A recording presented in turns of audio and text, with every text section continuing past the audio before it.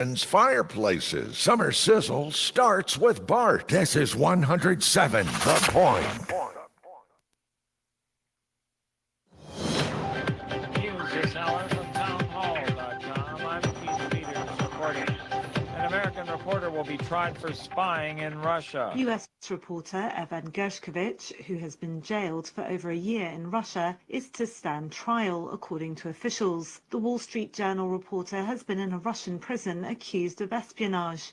Authorities say he'll stand trial in the Ural mountain city of Yekaterinburg. The Prosecutor General's office said Gershkovich is accused of gathering secret information on orders from the CIA about a facility that produces and repairs military equipment. This is the first time details of the accusations against him have been revealed. If convicted, Gershkovich faces up to 20 years in prison. I'm Karen Chamas. Access to the abortion pill mifepristone will not change after the Supreme Court unanimously rejected an effort by pro-life groups to roll back its availability. Supreme Court writer Mark Sherman. Justice Brett Kavanaugh wrote the court's decision in which he said that the doctors who challenged FDA decisions easing access to mifepristone did not have the legal right or standing to sue. Kavanaugh was, of course, in the majority of the court 2 years ago when it overturned Roe v. Wade, and today's decision said almost nothing about abortion and the right to an abortion. It was all about the law and the concept of legal standing. President Biden says the agreement to tap into the windfall profits on frozen Russian assets held in Europe would put that money to work for Ukraine. He says it'll also serve as a reminder to Putin we're not backing down. In fact, we're standing together against this illegal aggression. Biden spoke after the first day of a summit of the group of 7 leading industrialized nations. On Wall Street, the Dow down by 65 points, the Nasdaq rose 59. More at townhall.com.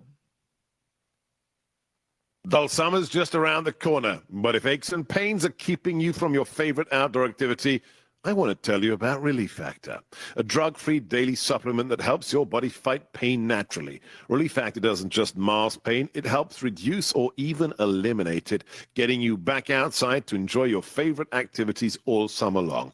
Go to relieffactor.com or call 1-800-4RELIEF and save on your first order. That's 1-800-4-RELIEF.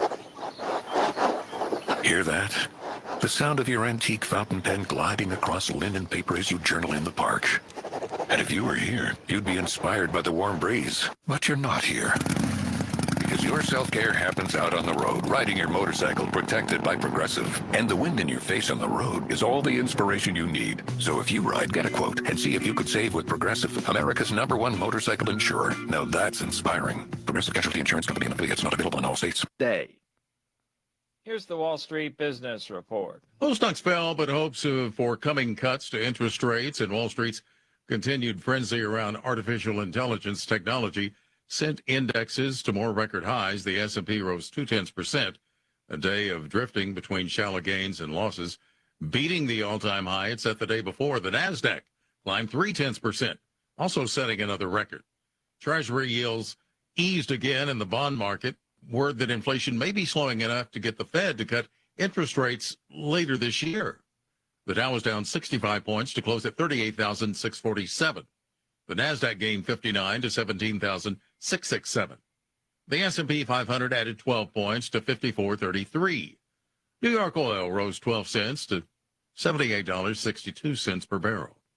For the Wall Street Business Report, I'm John Scott. News and analysis at townhall.com. I'm Keith. On Point Weather is made possible by our friends at Palmetto Citizens Federal Credit Union on 107 The Point.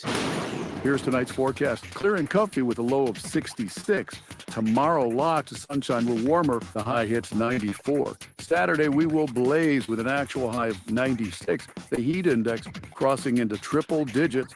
Now, for Father's Day on Sunday, it's a mix of sun and clouds. 91 our high temperature. I'm Cal Moss with your On Point local weather.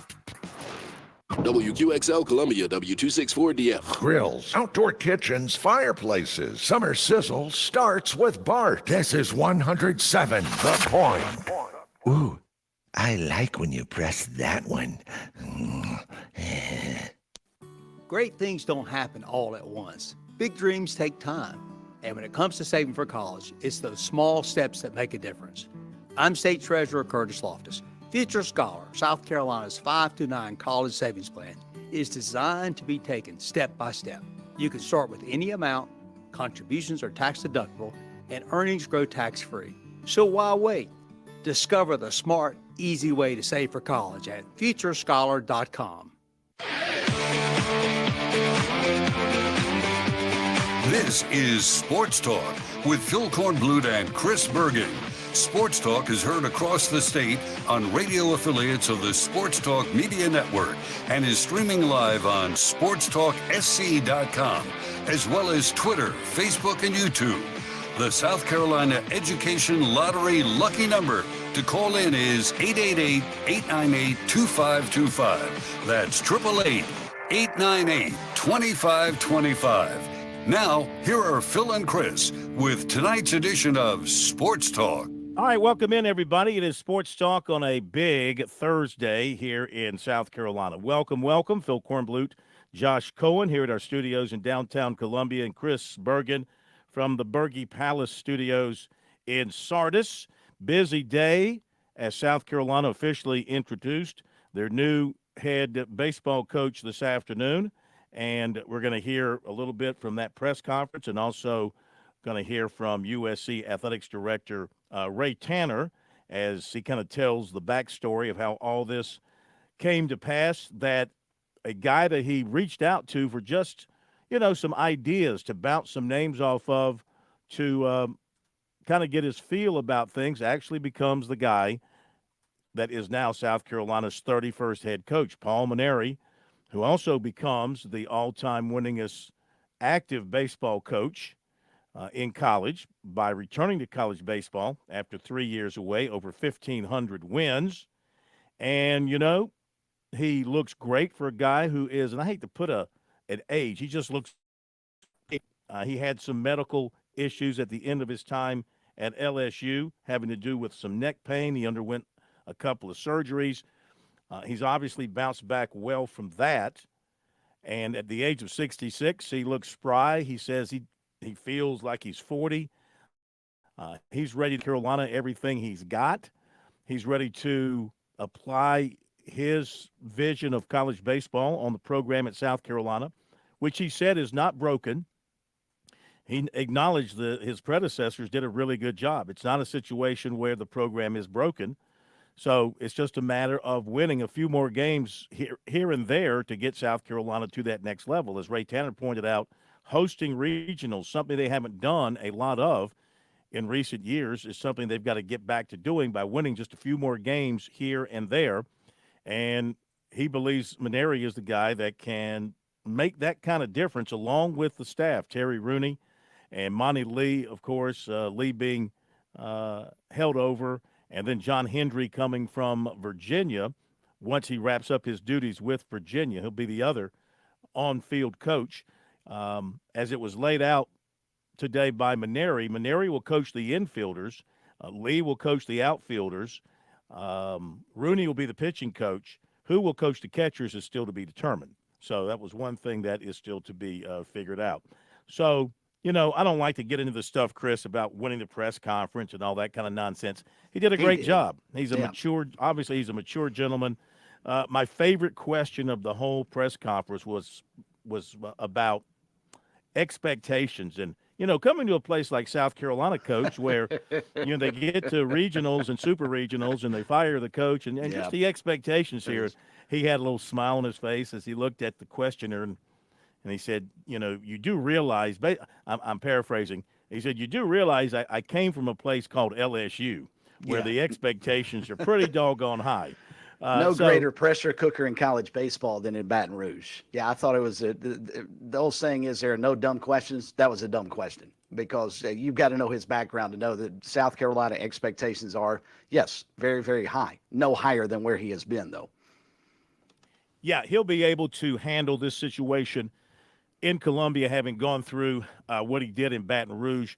And look, I mean, there's no questioning that the man knows baseball, okay? And he's gonna coach at a very high level the X's and O's of baseball. He's going to demand a discipline of his players. He's going to demand that they keep the locker room clean. Not that the previous coaches did not. He wasn't saying that, and nobody is saying that. He's stepping. This is his first time stepping into Columbia in this situation. I'm sure. I had to go back and check the record, but I'm sure he came here with LSU back during his time when LSU visited Columbia. But first time stepping in as the head coach of the Gamecocks, and he's going to demand certain things from the players that I'm sure the previous coaches demanded as well, but he's going to demand it too, and that is that they carry themselves in a certain way, that they represent the university in what he believes is the proper way, and that they play a game of baseball where he really emphasizes speed. He emphasizes the stolen base.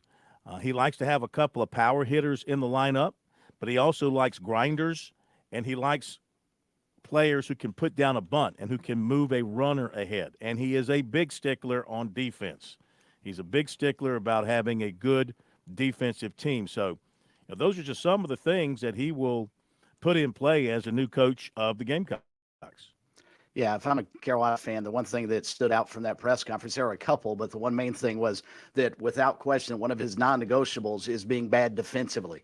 And after the season you just watched USC put out on the field, that's a welcome sight because they were just miserable at times defensively. The other thing I thought was interesting, and I'm surprised he went there, is he went into a long, extended explanation about his coaching staff and how they were going to help him navigate pay for play and also the transfer portal. One thing he talked about was Monty Lee, and he actually basically lobbied for Monty to take the job after he was done, which I thought was rather interesting that you would bring that up during your press conference. But I thought he was very funny. I really enjoyed listening to him today, and I thought, as you pointed out earlier, did he win the press conference? Sure.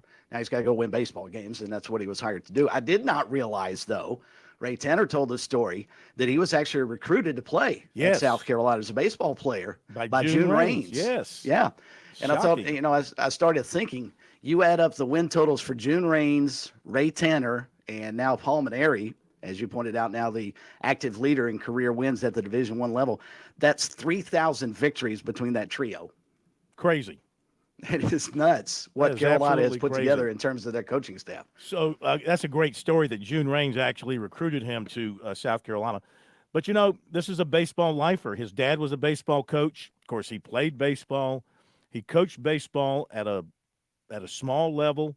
And then, of course, he moved it up to the Air Force Academy, then to Notre Dame. He said a call came out of the blue from Notre Dame.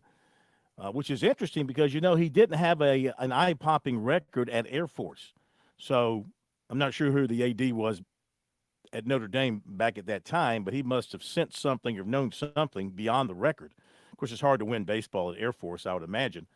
And then the call came from LSU. Again, he said out of the blue. And, of course, he listened to Skip Berkman, and obviously that was somebody that you have to listen to in college baseball, and he made that move down to LSU, won a national championship in 2009. He and Tanner are the last two champions to come out of Rosenblatt Stadium before they moved over to the new park, TD Ameritrade, whatever it was back then.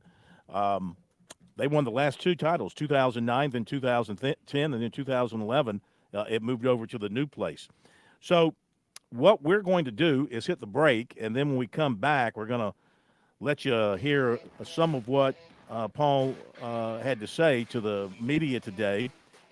Later on, we'll have a one-on-one with Ray Tanner for you where he talks a little bit more in detail about the process. Between all of that, we'll have MJ Ward from the U.S. Open, touch on that in just a moment. And also, of course, Mike Morgan be along to share his thoughts. Busy edition of Sports Talk Thursday night. Be back in just a moment.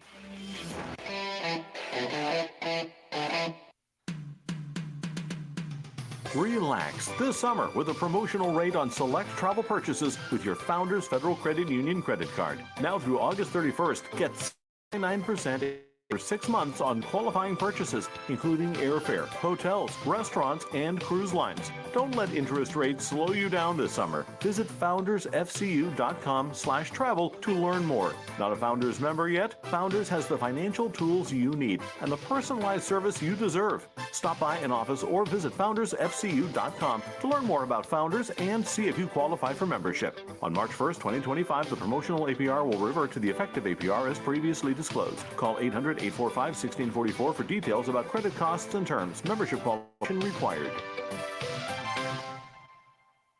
Stay tuned. More Sports Talk is coming up on the Sports Talk Media Network. Great things don't happen all at once. Big dreams take time. And when it comes to saving for college, it's those small steps that make a difference. I'm State Treasurer Curtis Loftus. Future Scholar, South Carolina's 529 college savings plan, is designed to be taken step by step. You can start with any amount, contributions are tax deductible, and earnings grow tax-free. So why wait? This is a smart, easy way to save for college at futurescholar.com. The South Carolina Education Lottery has introduced a new rolling jackpot, and it's big. How big? Bigger than a striped bass? Reel 'em in. Way bigger. Bigger than this world-class golf course? Or bigger than that. Even bigger than the Gaffney Peach?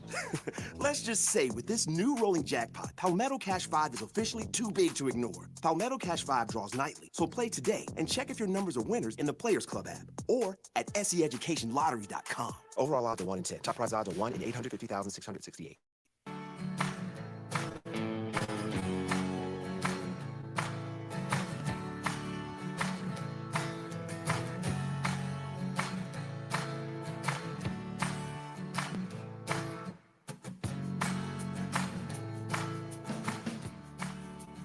All right, coming up, we're going to hear from Paul Maneri from the press conference just a little while ago at the Cockaboose Club over at South Carolina. Other news from USC today and Coastal, Chris. Coastal has their new AD, and he comes from USC. Chance Miller, one of the very close lieutenants to Ray Tanner, Deputy Athletics Director. He's taken over from Matt Hogue as they call it VP for Intercollegiate Athletics and University Recreation, but it is the AD at Coastal Carolina. Yeah, it's funny. It seems like this week Coastal and USC are trying to one-up one another. You know, you get the big announcement from Coastal that they've promoted and what was official that Kevin Snall is taking over as head baseball coach. About the same time we found out that Paul Maneri was going to be the guy at USC. And then today, during Maneri's press conference, you get the news that Chance Miller's moving over to Coastal to become the new AD. And a good hire because by all accounts, so Chance Miller did a great job working with Ray Tanner at South Carolina. He's from Tennessee, I think East Tennessee area, went up to New York. I think he did some legal stuff up there in New York, maybe got a law degree or something up there.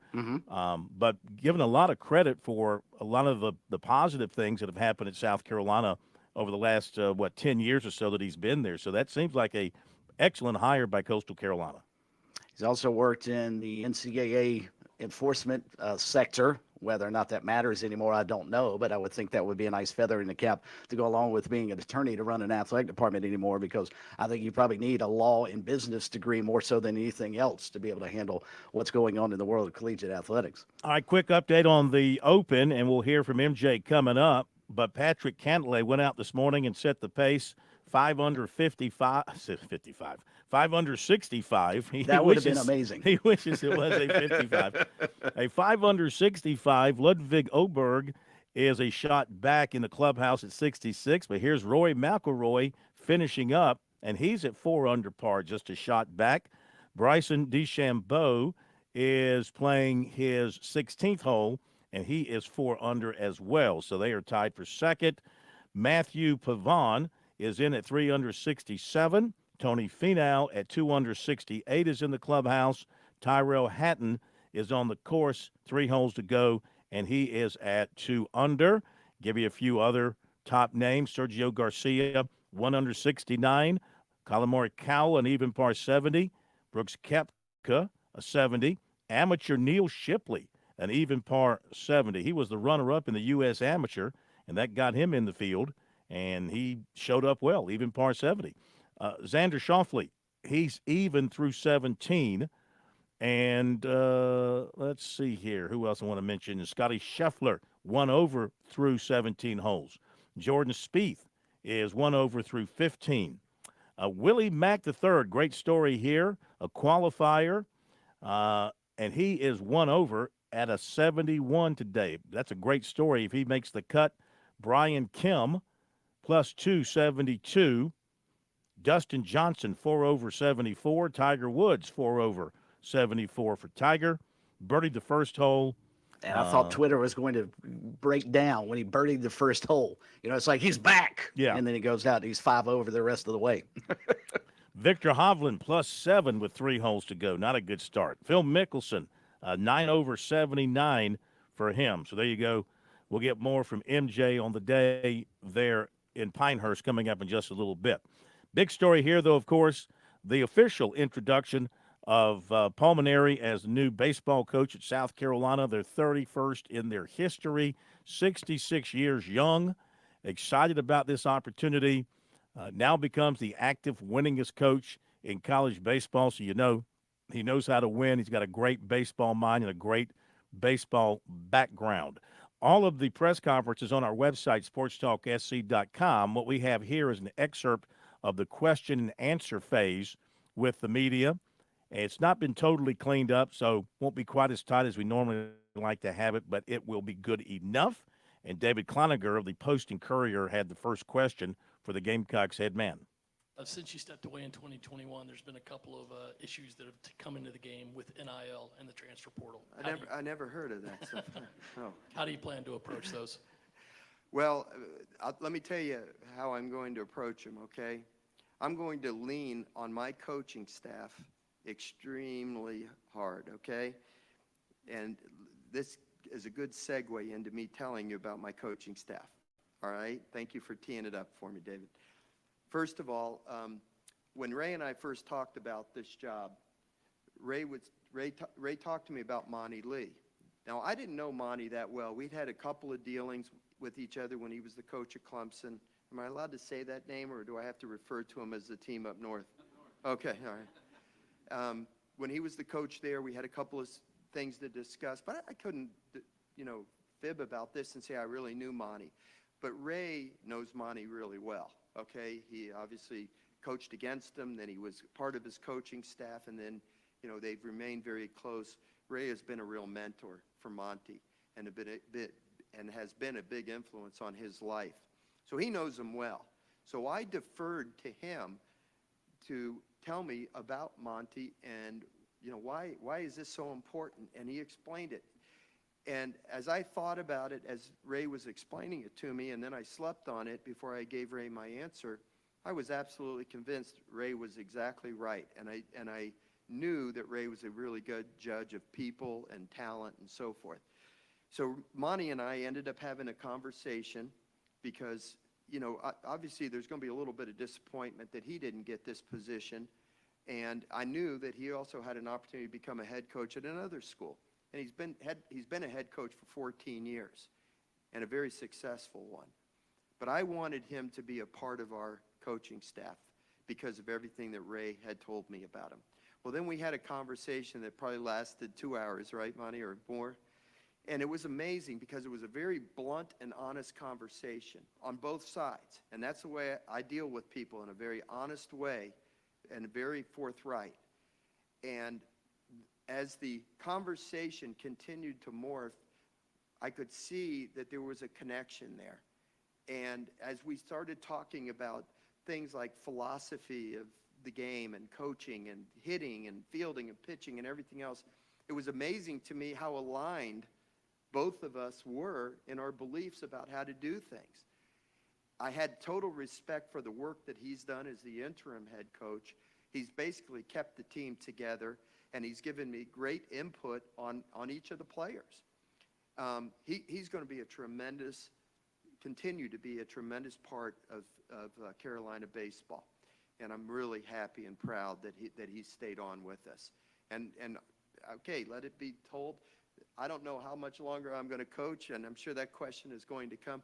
But I hope that we're going to do well enough that Monty will be ready to take over when I finish. That's how I feel about it. Terry Rooney and I have history together. He was I had a pitching coach at Notre Dame for 9 years by the name of Brian O'Connor. Brian is the head coach at Virginia. And when Brian left to become the head coach, it really felt like my right arm was cut off. I was like walking in circles because I had no balance anymore. So the most important hire I ever was going to make in my coaching career was going to be who to replace Brian with. So I did a national search, and everybody kept telling me the name Terry Rooney. He was at the time the pitching coach at Stetson. Were you the recruiting coordinator as well at that time, Terry? And he was the recruiting coordinator. When I met him, my God, the guy had the enthusiasm of 100 people. He's like the Energizer Bunny. He just never slows down. So I offered him the position. He came and joined me there. The other assistant I had was Cliff Godwin, who is now the head coach at East Carolina. So Terry was with me for 3 years at Notre Dame. Cliff was with me for 1 year. And then when I took the job at LSU, I brought both of them with me to LSU. The first year I was at LSU, we weren't very good, quite frankly. You know, there needed to be a real upgrade in the talent, and a lot of things had to happen. Well, Terry and Cliff hit the ground running, and they came up with the #1 recruiting class in the country our first year at LSU. Now, there was no transfer portal in those days, so we couldn't get immediate help, but we recruited a bunch of freshmen, a few junior college transfers. That class ended up being so critical in our second year, we went to Omaha.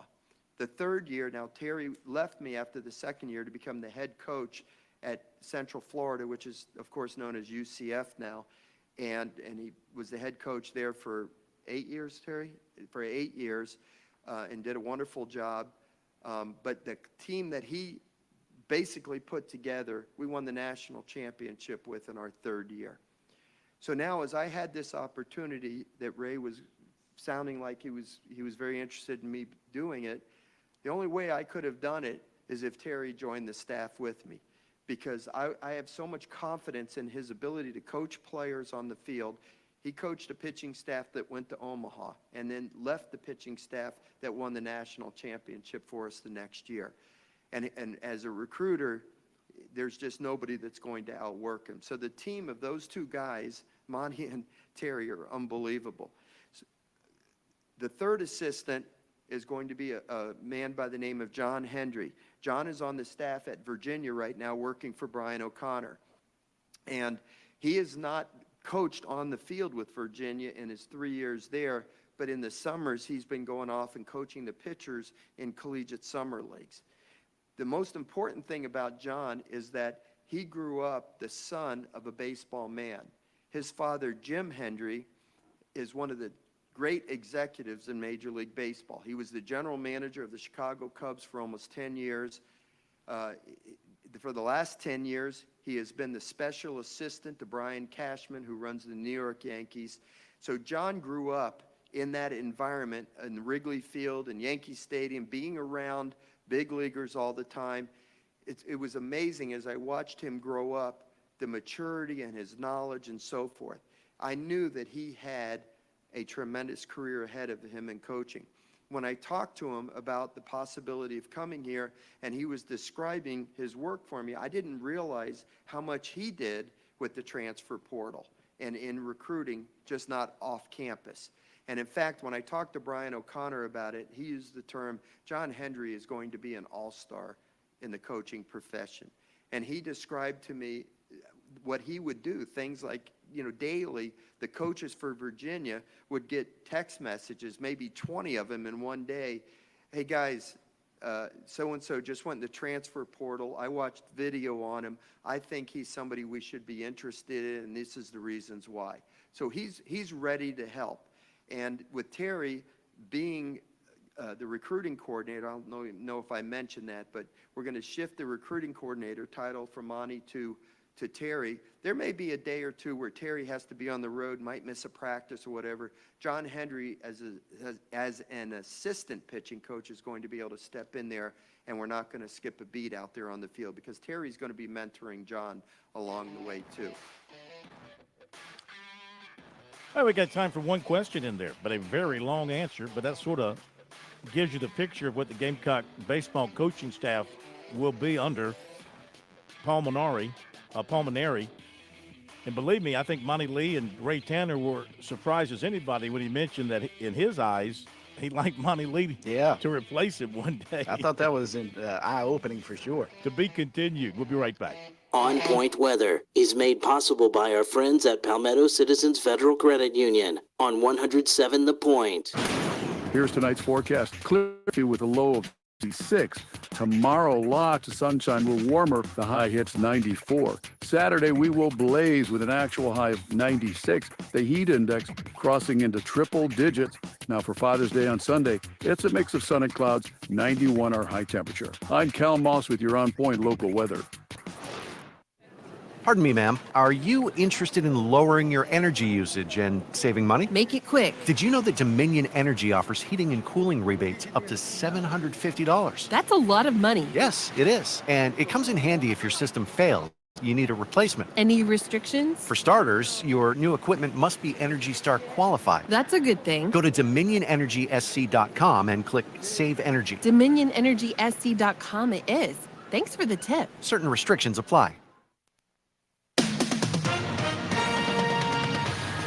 News. I'm Keith Peters reporting President Biden and Ukrainian President Volodymyr Zelensky have signed a long-term security agreement designed to bolster Ukraine's defenses against Russia's invasion. Zelensky thanked Biden for the 10-year deal. He said the question has to be for how long the unity will last behind his country, given upcoming U.S. elections and the prospect of Republican Donald Trump returning to the White House. Donald Trump has made a triumphant return to Capitol Hill to meet with House and Senate Republicans. GOP lawmakers find themselves newly energized and reinvigorated by Trump's bid to retake the White House. He held an hour-long closed-door meeting with House Republicans and then met with Senate Republicans at campaign headquarters near the Capitol to discuss party priorities. On Wall Street, the Dow is 65 points. This is SRN News. You don't normally call a plumber until you need a plumber. Well, if you need one today or if you need one tomorrow, I want you to remember Franklin Plumbing and Drain Cleaning. Listen, I might not know all the tricks to turning a wrench, but I do know how a plumbing company should work and how to treat people. My dad was a plumber. My grandfather was a plumber, and so were three of my uncles. Franklin Plumbing and Drain Cleaning does it right.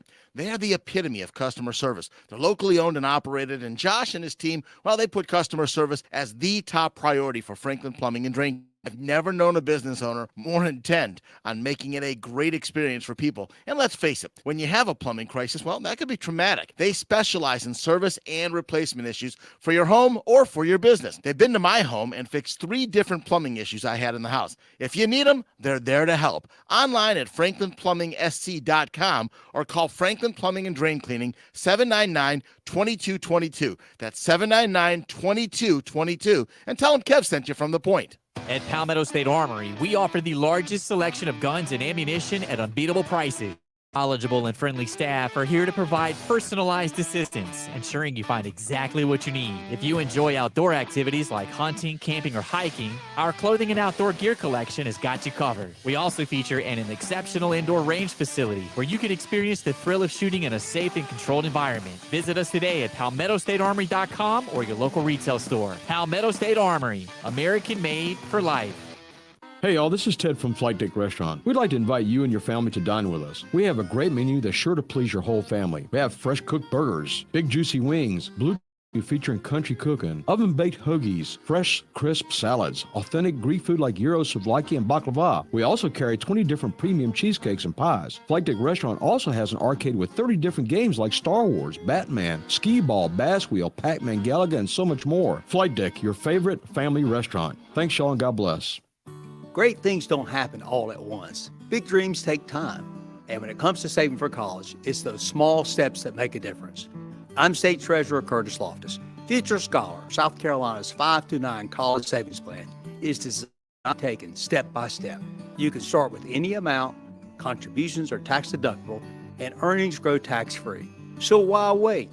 Discover the smart, easy way to save for college at futurescholar.com. As we celebrate 10 fantastic years at Sweet Comfort Services, we're cooling you off with unbeatable deals on all SEER 2 and high-efficiency AC equipment. Hey, Point family, mention this ad and get a thorough spring maintenance check from our expert non-commissioned techs for just $95 for your first system and a chill $45 each additional system. Look us up at sweethvac.com or call us at 331-8143. Celebrating a decade of keeping you cool and comfy. That's the Sweet Comfort promise.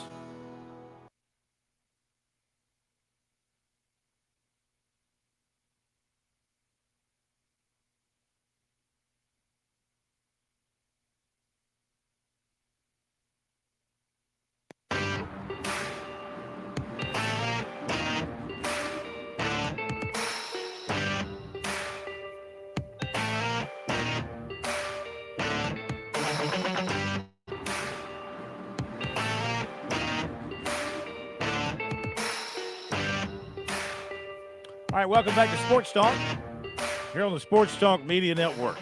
On a Thursday night, we'll hear more from Paul Maneri in our next hour, Mike Morgan in our next hour, also our interview with Ray Tanner coming up in just a little bit. Right now, though, the other big story nationally, first round of the U.S. Open at Pinehurst in North Carolina. And what a gorgeous golf course. Tough test of golf it is, but we've got some very fine scores. In fact, we just had another 65 posted by Roy McIlroy. So Roy's got himself right up at the top of the leaderboard after a 5-under 65. Once again, top of the leaderboard, Patrick Cantlay, Roy McIlroy, 5-under 65. Ludwig Oberg, 66. Matthew Pavon, a 67. DeChambeau playing in, 2 holes to go. He's 3 under, tied for 4th. And Tony Finau, a 68, that's 2 under. And Tyrell Hatton is on the course, 2 holes to go at 2 under par as well. We welcome in MJ Ward, international golf writer of great repute with Golf Today and other outlets around the UK and around the US. And he is there in Pinehurst at number 2, taking it all in. And good afternoon, MJ. How are you? Well, it's a pleasure to talk to you, Phil, as always. And I tell you, you got your golf voice going now. You got your Jim Nance asked me if I could substitute, and I told him, I said, well, I'll see what I can do, Jim. So nice. I don't think Jim Nance is losing any sleep over my situation. So in any event, yeah, it's a pleasure to be here. A lot of exciting things happened today at the golf course. Clearly, the McIlroy reemergence is always interesting to see. And, really, it's interesting as a counterpoint with Patrick Cantlay, because if you can remember, there was these 2 guys that were having the Ryder Cup situation where a lot of things were going back and forth with each other, and you'll be curious to see if these guys happen to be paired, if that should come about on weekend play. But it was a very interesting day, and I think the golf course did an exceptional job of identifying the people who were playing well, and obviously not helping those who didn't play well. So I think all in all, it was a really good start to the 124th U.S. Open. Well, you had 165 come in the early wave, 165 come in the late wave, and you look at Rory, bogey-free card for him. He birdied both par 5s, and he birdied the 18th. On a course like this, a par 70, where you only have 2 par 5s, how critical is it to birdie those par 5s, say compared to a course that has maybe, the typical 4 par 5s that you can go for? Well, one of the things that really got McIlroy started on the par 5 side was, he chipped in at the 5th hole. So, that made a big difference in his round. He was in the garbage, in the junk weed after 2 shots. His 3rd shot came up short, and, he made a really fine play. But, when somebody's chipping into a hole, whether it goes in or not goes in, yeah, there's a degree of skill and obviously some luck. But it was really a good way to get a jump start to the round and to really get him motivated to keep moving forward on the day, and clearly closing it out with a birdie. I thought that the pin placement on 18 today was extremely receptive.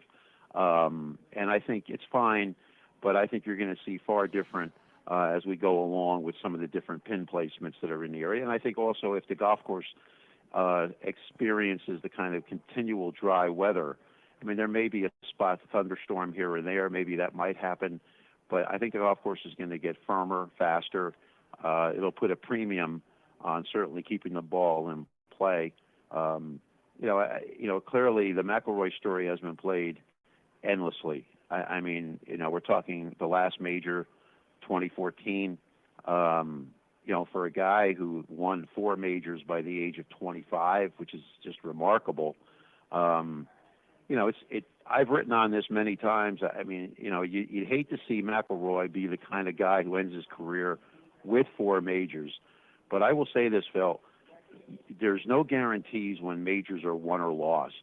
So, there have been people who hit their strides at 32 and 34, and then all of a sudden you thought there was going to be more majors and the spigot came up empty. So you can never guarantee what's going to happen. And obviously with only 4 bites at the apple, you really want to make sure that your game and the circumstances of how you're able to play can carry the day for you. So it'll be interesting to see, as things progress. And clearly McIlroy is going to be hearing the same questions again and again. I think it was a beneficial situation, and maybe it's helped him in his disposition, the reconciliation with his wife.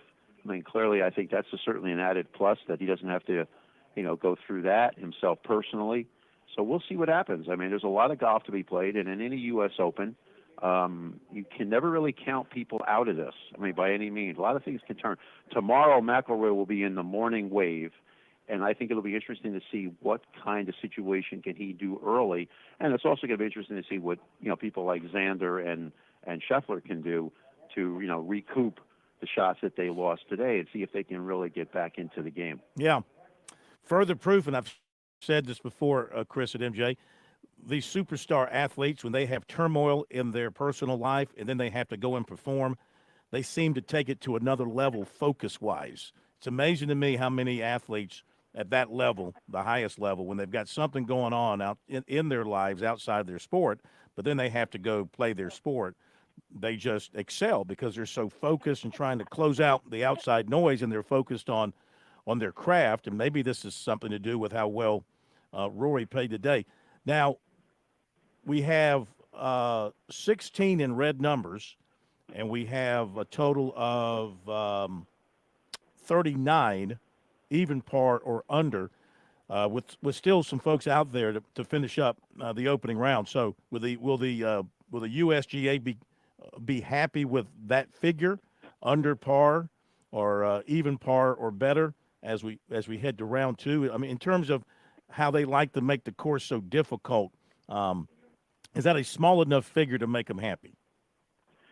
I think that, one thing I learned, I just wrote about this, and the USGA had a major press conference on this on Wednesday before the championship. I think they have moved away from the fixation of we must hold par as a score, because when you do that, you're taking golf courses and you're pushing them right to the envelope between what's considered to be a tough golf course and then what would be one that is going to be only navigated by luck. And you don't want to see skill replaced by luck and random situations that become all too common.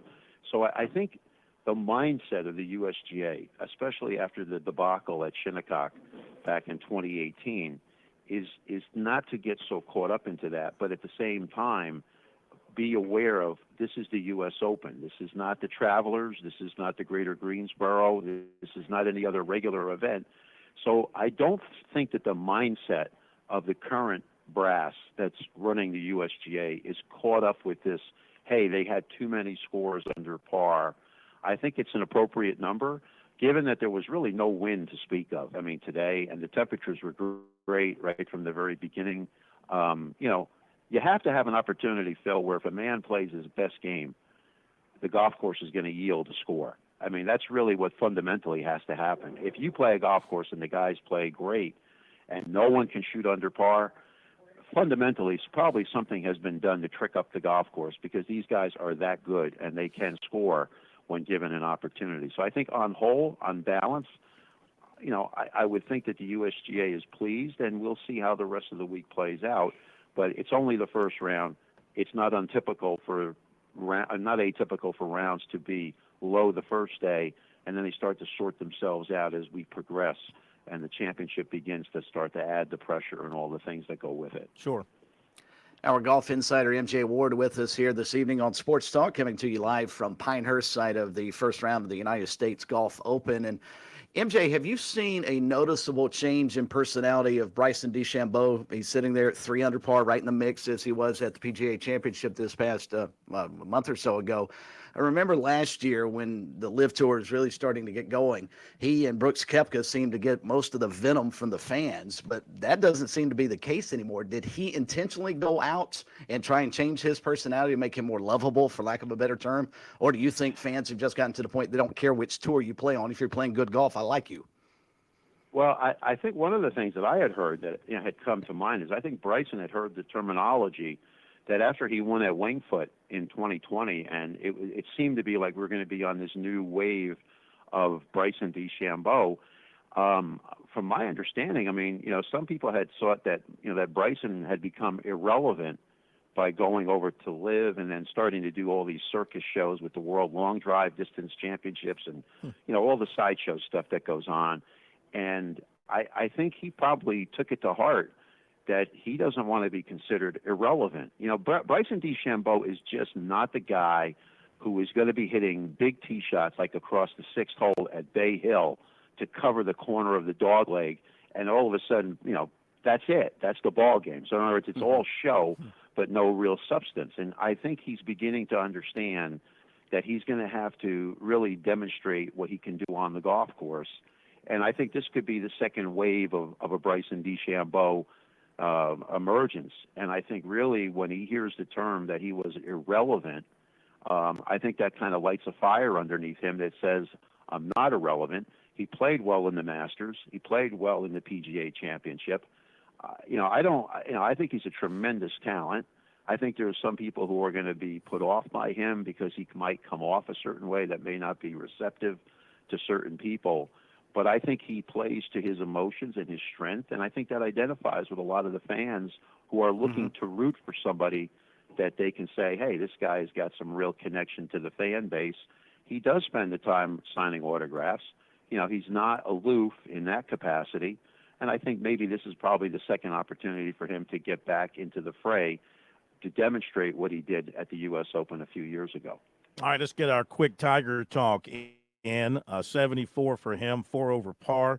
He birdied the first hole, which was his 10th, and then a couple of bogeys at 16 and 17, 3 bogeys at 1, 2, and 4, a birdie at 5, which is the par 5 over there, a bogey at 8, and he parred in at number 9, had to run in a putt, as I recall. If I remember watching that hole, par 3, I think his drive was on the green, but kind of at that point of the green where it wasn't high enough up to hold. It rolled back down, but he gave it a nice chip and made the putt. I believe that was the hole I was watching. But anyway, 74 for him. He seemed to be walking well. I don't see any physical issues with him from the standpoint of his legs or his knees or a limp or anything like that.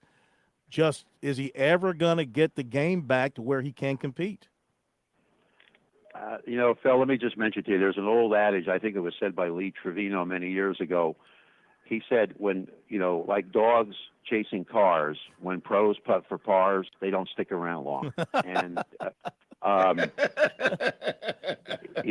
That's good. And Lee Trevino is, he's probably one of the best at coming up with these kind of quips, but I will tell you that's very, very true. I mean, the Tiger was really fighting it. He could not get into the greens in regulation. He did have a bad situation happen at number 9 that you alluded to. His situation is a very simple one. I said this before. I think you guys have discussed it already. He needs to play more, but in order to play more, he puts his body at risk. So the real question is, how can he be able to play at the very highest level with limited repetitions and high-level competition? I just don't see how that's done. I just don't. And I think at his age and where he's at, you're going to have to put some kind of score together. I mean, for example, tomorrow, hard to say what the cut will be with the low 60 and ties, but you could say conservatively, you're going to have to be someplace around +2, +3. So he's going to have to go under par probably tomorrow. I don't think weather conditions are going to be relevant, so that's not going to be the issue. But you got to get on to these. I mean, this is the same thing that happened in a different way with Scotty Scheffler. I mean, you got to get in the right position so that you can get on the green and have looks at birdie. You can't be looking at 15-foot par putts almost on every other hole and think that you're going to be able to hang in on this, indefinitely. And, at some point, the putter doesn't respond, and then all of a sudden you're not making any birdies. You really can't put the kind of numbers that you should have on the board. He did look physically fit. He hit balls after his first round, which is kind of unique in the sense of usually Tiger shuts it down. I just think the question is, he needs to play more. And I think he's being smart, if you will, or maybe too cautious about putting some more reps in to play. If he had played the Memorial last week, it might have been a good opportunity for him to get some reps in prior to coming, to the U.S. Open. But, when you just cherry pick off and think that you're just going to jump into a major championship, it's just going to be extremely hard to do. It'd be like saying you're going to just jump into the NBA Finals, or you're just going to jump into the Super Bowl, okay, and start thinking you're going to be throwing touchdown passes. He just doesn't have enough reps to really do what's necessary, and I think he's in that quandary that he doesn't want to push it any harder than he does, and as a result, he's caught in the middle, and what you see is the outcomes of shooting 74. It'd be interesting tomorrow to see how well he can do it playing in the afternoon. He's going to probably have a better idea where the cut is going to be when he's out there in his round tomorrow. So it'll be interesting to see how he gauges himself about how far he wants to push things and see whether or not he can play on the weekend. All right, MJ. Thank you, man. Great stuff as always. Look forward to talking to you same time tomorrow from Pinehurst number 2. We appreciate it. Thanks, MJ. Guys, always a pleasure to you. And like I said, like pros putting for pars, they don't last too long. So always keep that Lee Trevino quote in mind. That's stuck in you my guys head. Have a good one. Thank you very much. I wouldn't know about putting for par, maybe putting for double bogey. Yeah, exactly. We don't last very long either. Okay, very quickly before we get to the break, I did have a chance to grab Ray Tanner, USC AD, quick little one-on-one with him after the Pulmonary introductory press conference. So here is our conversation just a little while ago over at USC. Third time to charm in hiring a baseball coach. Why Pulmonary the right choice at this time for South Carolina? Well, I'll go to your comment that you made about third time to charm. As Coach Maneri alluded to in his comments today in the presser, Coach Holbrook and Coach Kingston won a lot of games here. The program, as he described, is not in the doldrums. They won games. We've been in the situation that he described that, 3-game swing, a 4-game swing makes a lot of difference in how good or bad you are in this country and in the Southeastern Conference. And changes were made. But to get Coach Maneri to come in here with his experience, he's a Hall of Fame coach. He's got more wins than anybody in Division I baseball. And the opportunity presented itself. I seized the moment to bring him here with a win-now attitude. That's where he is. He signed a 5-year contract, but he doesn't want to wait 3 years to be good. He wants to win now and trying to figure out a way to get there as quick as possible. So that's exciting, and I know that our fan base and our players as well are going to be jubilant about the opportunity to play under his guidance.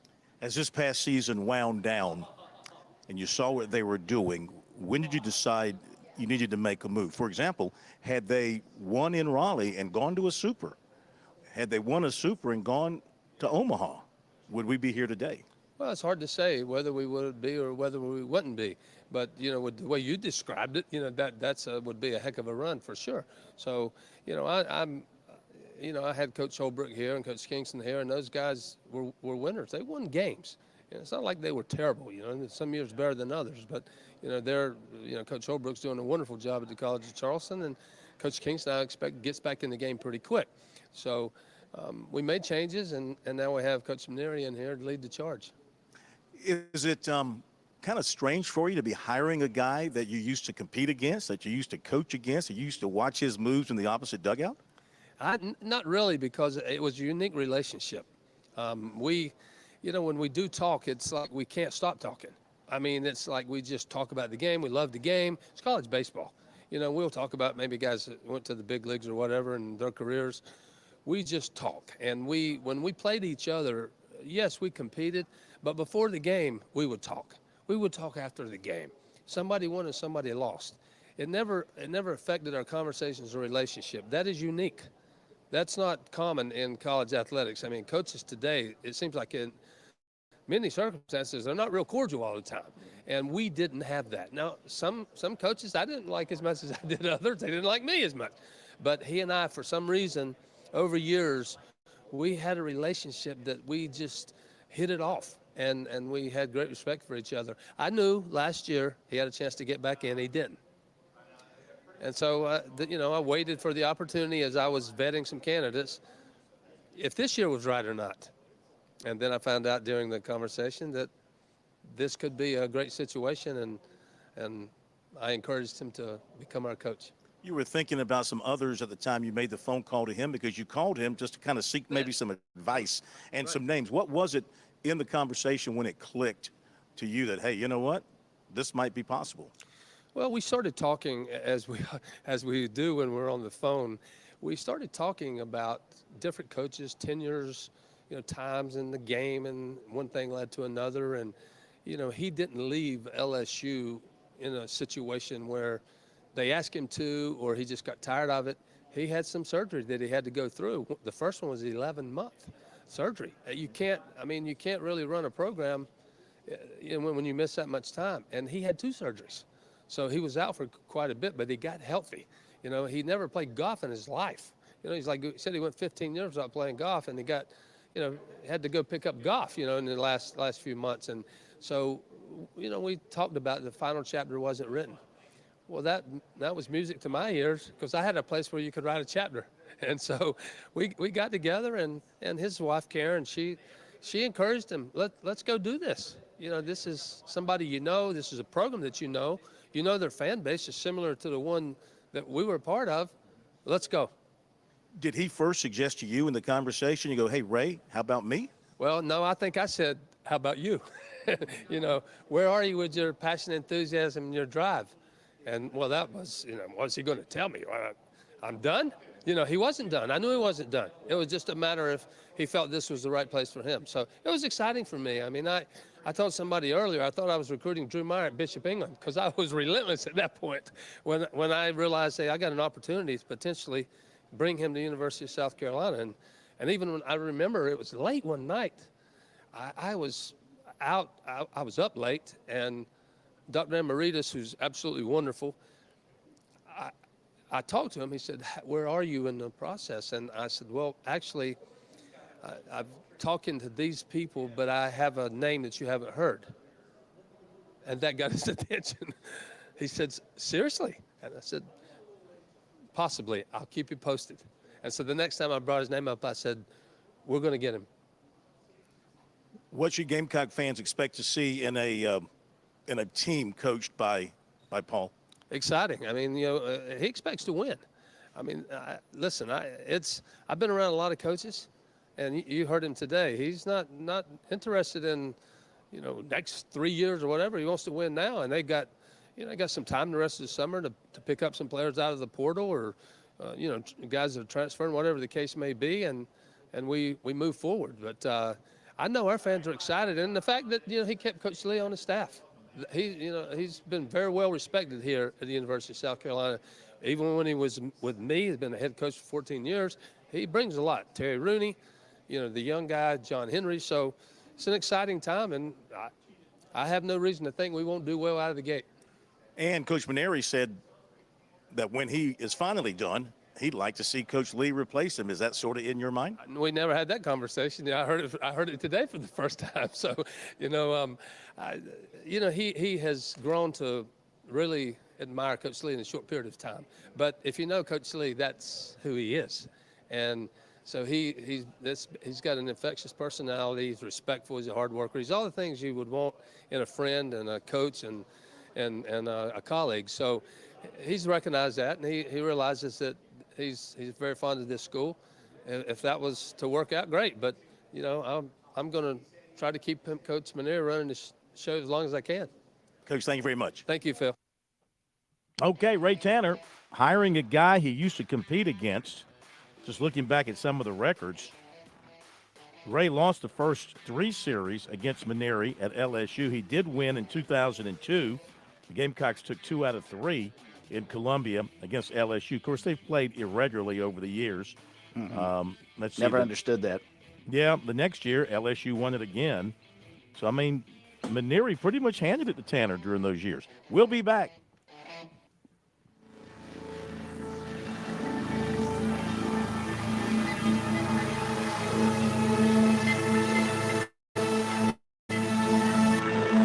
WQXL Columbia, W264DF. Grills, outdoor kitchens, fireplaces. Summer sizzle starts with Bart. This is 107 The Point.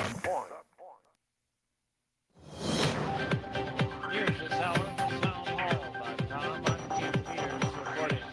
President Biden and his counterparts from the wealthiest democratic nations reached a deal Thursday to give Ukraine a $50 billion loan this year backed by frozen Russian assets, signaling a sustained commitment to beat back Russia's invasion. Mr. Biden says the U.S. will keep helping Ukraine. There's a lot more money coming beyond what's already come in the other tranches that are available now that we've passed the legislation. So they'll have what they need and get it there as quickly as we possibly can. As Ukraine struggles to preserve its independence amid Russia's assault, the money will go towards military aid, humanitarian support, and reconstruction of the country. Donald Trump has made a triumphant return to Capitol Hill to meet with House and Senate Republicans. Trump says he and congressional Republicans are ready to deal with the border crisis. We're going to have strong borders, and we're going to have people come into our country, but they're going to come in legally. They're not going to pour in from prisons all over South America and all over the world. And it's not just South America, by the way. It's all over the world. He held an hour-long closed-door meeting with House Republicans and then met with Senate Republicans at campaign headquarters near the Capitol to discuss party priorities. A unanimous Supreme Court on Thursday preserved access to an abortifacient that was used in nearly two-thirds of abortions in the U.S. since last year. It marked the court's first abortion decision since Justice overturned Roe v. Wade 2 years ago. The justices concluded that the pro-life advocates lacked the legal right to sue over the Federal Food and Drug Administration's approval of mifepristone and the FDA's subsequent actions to ease access to it. The widely watched case had the potential to restrict access to mifepristone across the country, even in states where abortion remains legal. More on these stories at townhall.com. This is a special alert to all Americans who own a vehicle with less than 200,000 miles with an auto warranty to expire or with no warranty coverage at all. Due to a decline in the economy, CarShield is announcing a low-cost month-to-month vehicle protection plan that is now available to the public to save any driver out-of-pocket expenses on future auto repairs. Call now to find out how you can pay almost nothing for covered auto repairs. Yes, you heard that correctly. Pay almost nothing for covered auto repairs. An open phone line has been established for all drivers to call for a free quick quote. Call 800-355-4107 now. Drivers who are covered will not have to pay for covered repairs again. This protection plan is at an all-time low. Additionally, drivers who activate this vehicle protection today will receive free roadside assistance, free towing, and car rental options at no additional cost. Call us for your free quick quote today. 800-355-4107. That's 800-355-4107. What do you have to lose? Call 800-355-4107. Again, 800-355-4107. Mortgage rates dipped slightly today. Correspondent Alex Vega reports. Mortgage buyer Freddie Mac says the average rate on a 30-year mortgage fell this week to 6.95%. That's down slightly from 6.99% last. The average rate has hovered around 7% for much of this year. That's close to a two-decade high. Elevated mortgage rates dampened home sales this spring home buying season. Economists say mortgage rates are unlikely to drop significantly until the Federal Reserve sees more evidence of slowing inflation. I'm Alex Vega. Tesla shareholders have voted to restore CEO Elon Musk's record $44.9 billion pay package that was thrown out by a Delaware judge earlier this year. Vote totals were not immediately announced. The favorable vote doesn't mean CEO Elon Musk will get the all-stock compensation anytime soon. News and analysis at townhall.com. I'm Keith. On Point Weather is made possible by our friends at Palmetto Citizens Federal Credit Union on 107 The Point. Here's tonight's forecast. Clear and comfy with a low of 66. Tomorrow, lots of sunshine with warmer. The high hits 94. Saturday, we will blaze with an actual high of 96. The heat index crossing into triple digits. Now, for Father's Day on Sunday, it's a mix of sun and clouds. 91 our high temperature. I'm Cal. You're on point local weather. WQXL Columbia, W264DF. Grills, outdoor kitchens, fireplaces. Summer sizzle starts with Bart. This is 107 The Point. Ooh, you shouldn't have pressed that button. Oh, ho, ho, ho. Now you get this. Welcome back to Sports Talk on the Sports Talk Media Network. You can reach the guys with the South Carolina Education Lottery lucky number. 888-898-2525. That's 888-898-2525. Now back to Phil and Chris with the second hour of Sports Talk on the Sports Talk Media Network. All right, welcome back. Busy edition of Sports Talk on this Thursday. Is it Thursday? If it's Thursday, all day long. It's big. It's a big Sports Talk if it's Thursday because we have adopted the name Big Thursday on Sports Talk. You ever heard that before? We created it here on Sports Talk. Big Thursday on Sports Talk, and it's great to have you with us. We're going to have more from Paul Molinari and his, Paul Molinari. Gosh, I got names flying all through my head. Paul Molinari. The new coach at USC, guy. That guy. We're going to hear more from him. We just heard some earlier. We just heard from Ray Tanner. And also we got recruiting coming up for you as well. However, before we get into all that, somebody who knows Paul Molinari well and knows SEC baseball well, college baseball well, and certainly has some great, deep insight about this hire. By the way, Ray Tanner went 3-8 against Paul Molinari when Molinari was at LSU, 3-8 head-to-head during their years. So he's hired a good one, I think you could say, if you can take down Tanner like that. And we were looking at it. It's Gary unfortunate. Gilmore's 2-0. Against him. It's unfortunate the teams didn't play in 2010 and 2011. You know, Such that would a have been mistake by the SEC. I just can't believe they let the teams that were your reigning national champions not sit and play each other during the regular season. Yeah. You got to make that happen, SEC. I never understood that because during their heyday, when Carolina was as good as they were, LSU was right there with them. You should have had them play every regular season. All right, so more from Coach Molinari coming up. Now time to hear from Mike Morganelli. And Mike is brought to you by State Farm agent Gary Patterson. For 35 years, Gary's been serving the real estate needs from Lugoff to Lexington, Columbia to Blythewood. Your auto, home, life insurance, and business insurance can all be handled by Gary. He spends countless hours helping South Carolinians with all their insurance needs and making a difference in the community. So go check out GaryPatterson.net today, and he'll go over the best plans for you and your family. That's GaryPatterson.net. Brought to you by Love Chevy, where the inventory is overflowing and the deals are in full bloom. I-26 at Harbison and at lovechevy.com. Together, let's drive.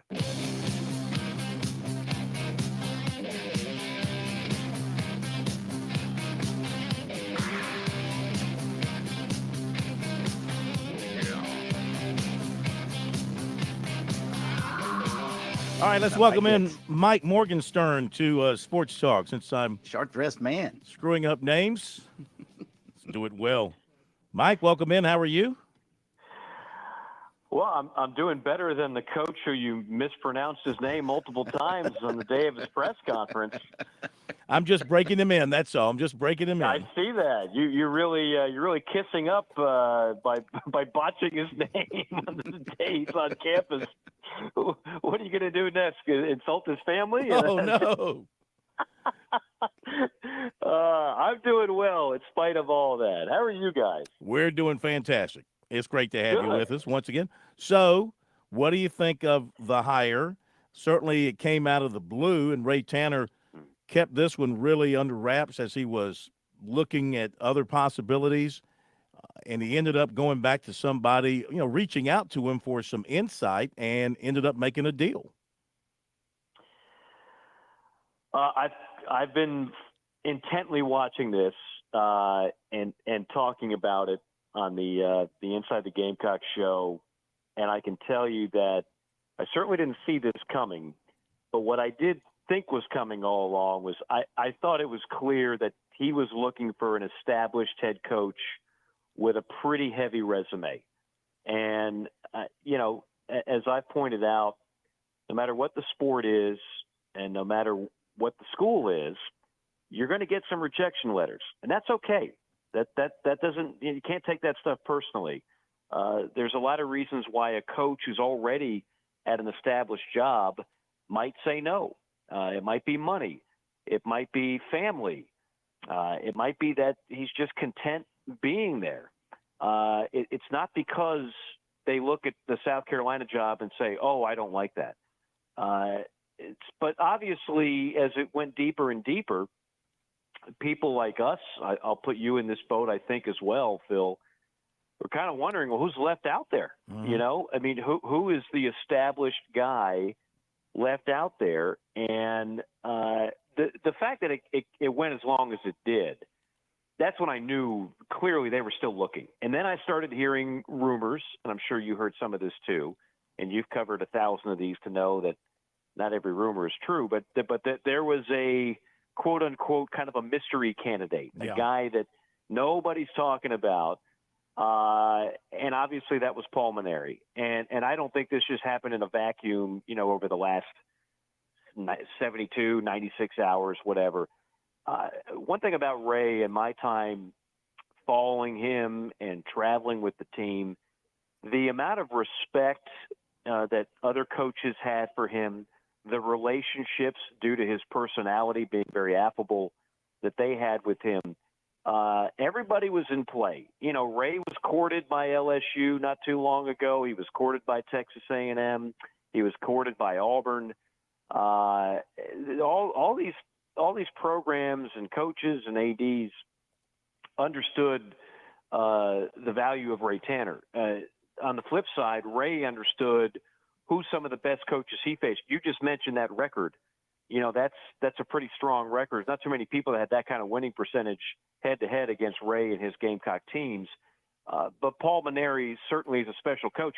The first time I saw Paul, and I'm pretty sure you were there, Phil, 2002 when he was the head coach of Notre Dame. And he led Notre Dame to 8 consecutive regionals. Notre Dame had never done that before, and they've never done it since. So this is not just a guy who was a byproduct of having what most people consider the best job in baseball in LSU. He's been a winner wherever he's been. And he's also been able to accumulate great people on his staff, and that's the case here too. You've got a dream assistant coach staff that I'm so happy they were able to keep Monty Lee. That's an obvious value. I just think it's a win-win-win. I really do. I think it's exactly the shot of adrenaline that this program needed. And while most of us didn't see it coming, that name, it certainly makes a lot of sense now. Mm-hmm. Mike, let's stick with baseball, but go big picture now with the College World Series about to get underway at Omaha. First time since 1948 that the CWS has only had 2 conferences represented, SEC and ACC making up the field. Is that a sign of things to come, an anomaly, or do you anticipate it will be dominated by the Southeast, especially now that Texas and Oklahoma are coming into the SEC? Well, it's been dominated by the SEC for a while. I mean, this is, 4 times now that they've had half the field in Omaha. That part's not a surprise. The ACC, it's the second time the ACC's had 4. I believe 2008 was the last time. But I look, what has been somewhat hard to figure is what has happened to West Coast baseball. And I know there were certainly some teams that were in there. When I say in there, regional rounds, even super regional rounds, but it's the lack of representation from the Pac, from the Big West.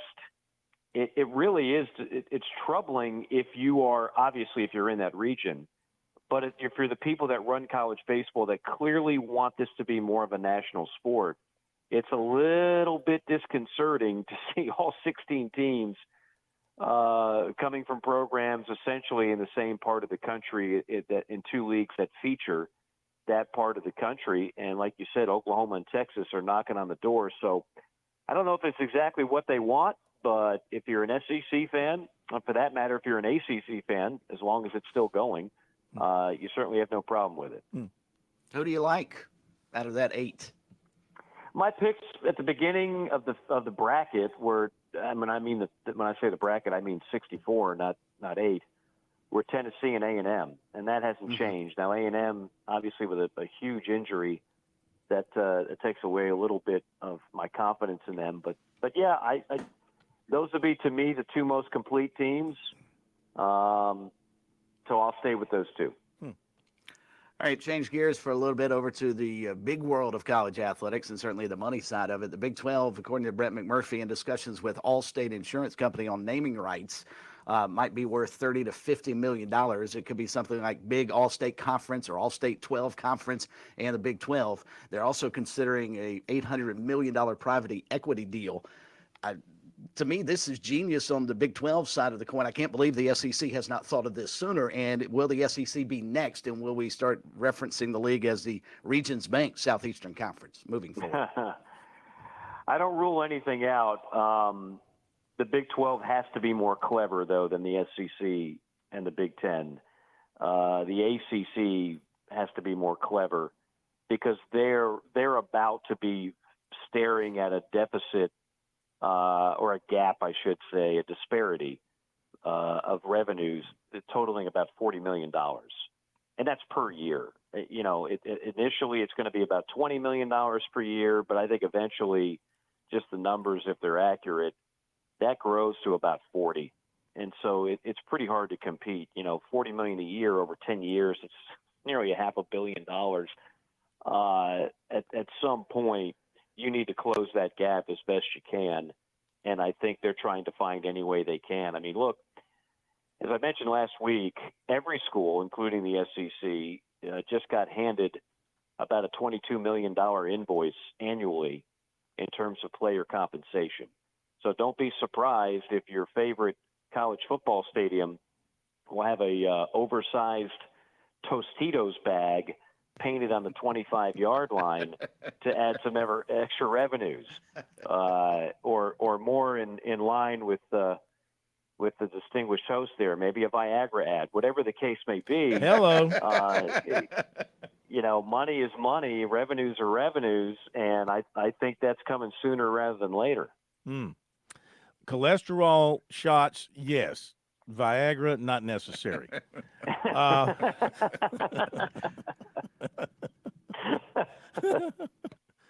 I believe it all. I believe it all.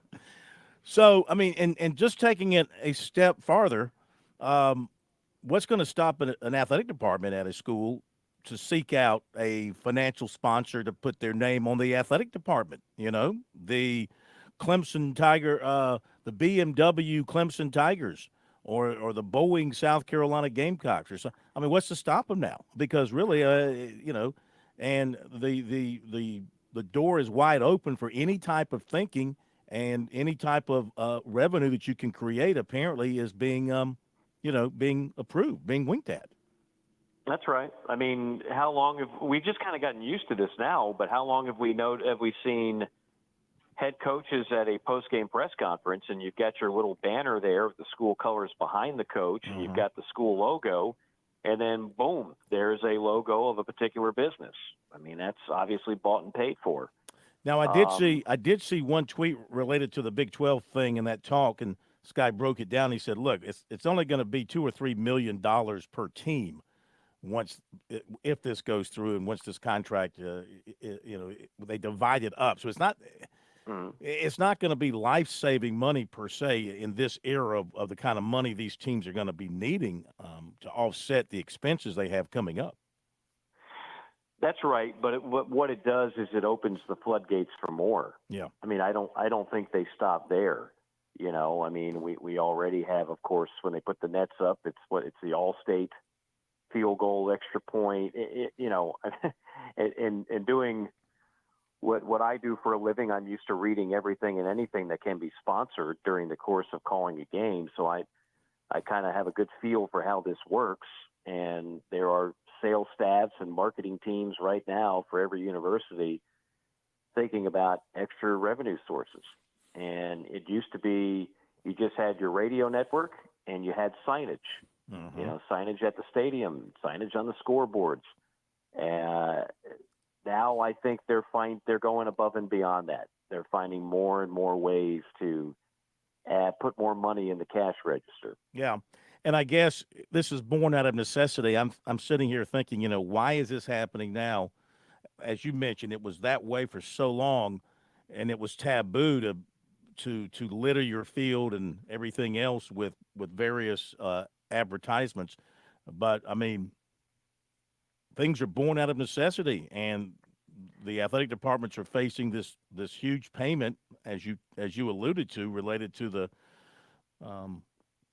to that lawsuit being settled and that money having to be paid back to those players. And we even see now, and it's not going to be an end, I don't think, anytime soon. You saw, I'm sure, where the NC State national championship team of '83 has filed a lawsuit because they want to be paid for what they did back then. And I mean, if they're successful, then my gosh, that's just going to open up another big door for players to be compensated from the past.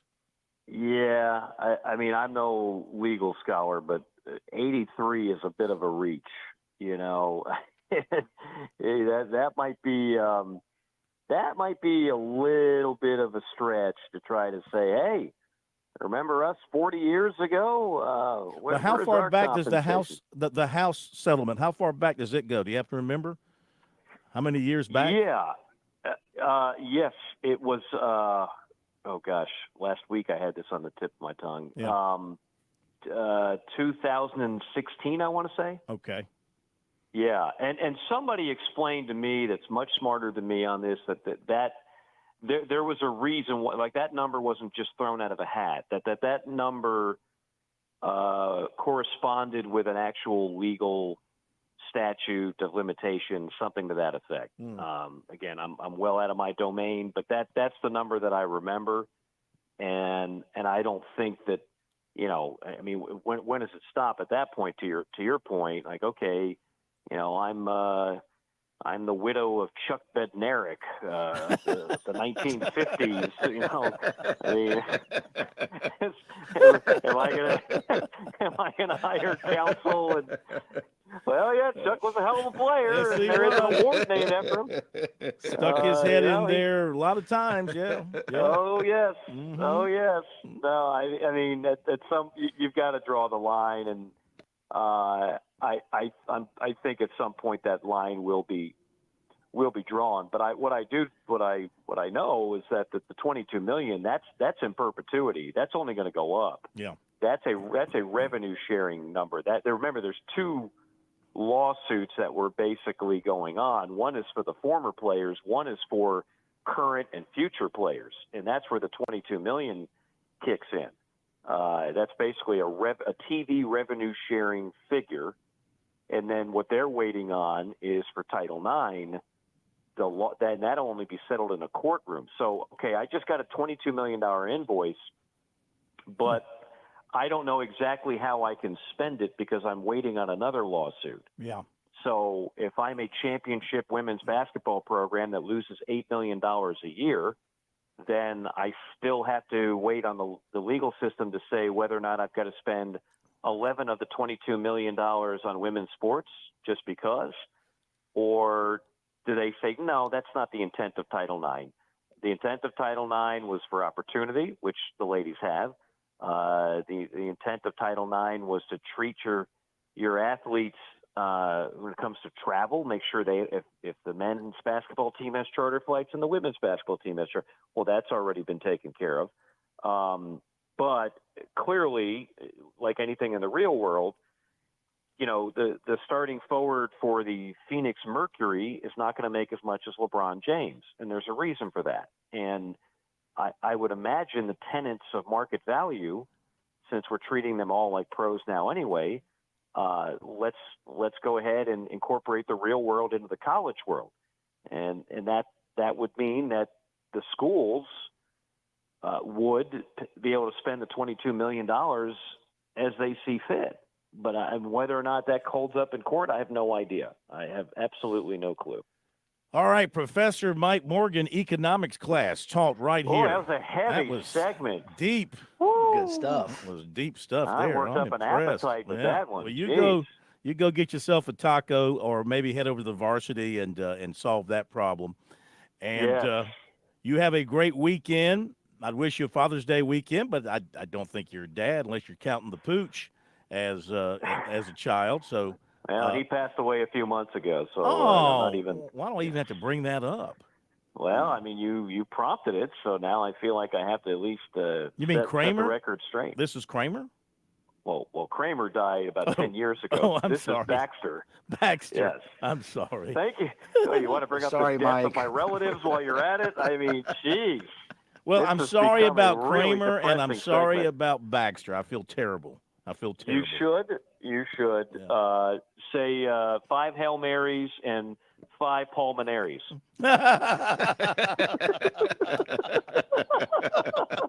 Oh, done, great. Thank you. Good night, everybody. Thank you very much. Be sure to tip your waitress on the way out. All right, Mike Morgan on the move with us here By on the way, Sports Talk. may I give a quick, not shout out, but kudo over to Josh Cohen. If you watch our stream when we have guests on, Josh has come up with new sort of logos and pictures and the like that he can put up, and you can see who we're talking to. The one he's just done is a new one from Mike Morgan, maybe the best one I've seen him do. Well, you know what? Really sharp. He needs to alert Really Mike, good stuff. because Mike will take that and frame it and put it on his wall. Well, he Because might it's got, wanna- for the primary reasons, it's got Mike on it. It's got Mike.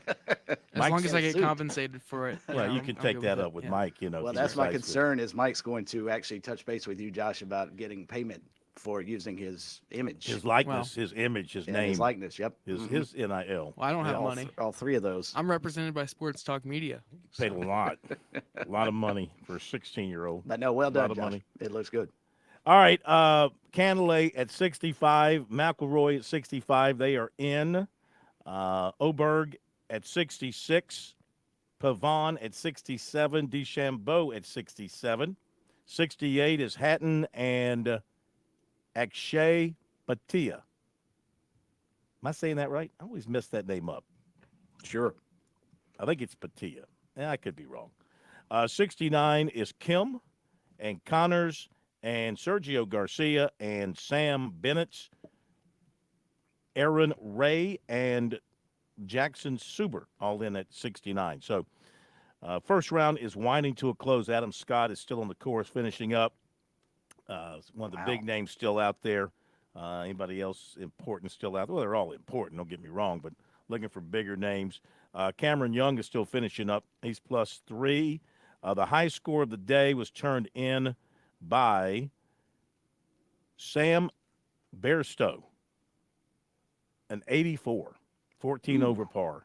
Let me look at his And I card would real take quick. that in a heartbeat. I want to I see would his take card. that in a heartbeat there. His card looks like one of my cards, but even better than one of my cards. 1 over on the first, triple bogey the fourth. There's a bogey, there's a bogey, there's a bogey, there's a bogey, and a bogey, and a bogey, and a bogey, and a double. So really, no, 2 doubles. He doubled 17, he doubled 18. So 2 doubles and a triple. That'll get you to an 84 real Yes, it will. fast. Yes, it will. Okay, we got recruiting coming up. Let's go to, we haven't heard from this gent in a while, so let's jump to him real quick.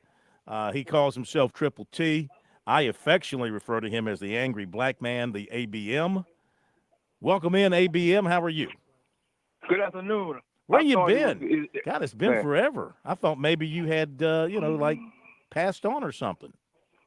I thought it was the Phil Mike Morgan show, the way he been talking all along. I said, dog, man. Well, it Anyhow, really I'm is. calling in. Yeah, Phil, I'm calling in. Although I don't have a dog in the fight, but that was a bad hire. Listen to me. Carolina always trying to get a quick fix. Paul Dietzel. Your football coach. Lou Hope. You tried Steve Spurrier. It didn't work. Carolina Oh, needs to Spurrier go kind get of a worked. Spurrier worked. Nah, he didn't. He won three. It was three 10-win season, and with the bowl was 11, but he wasn't successful. No championship. Yeah, but You compared still to what try- they had done, he did win them a division championship, something they'd never done before he outside played, the ACC. but he never won for the championship. Paul, Okay. No, Let me finish. he won a division. He won a division, and you know Paul Dietzel Yeah, I did win. understand. Paul Dietzel did win the ACC championship in '69. In 69. That's the only one you got. 69. Well, I'm just saying. I mean, Listen. you go back to those years. Paul Dietzel did something good for him. Okay, let me say something to you. All I'm saying to you, you need a young coach like Clemson take chances.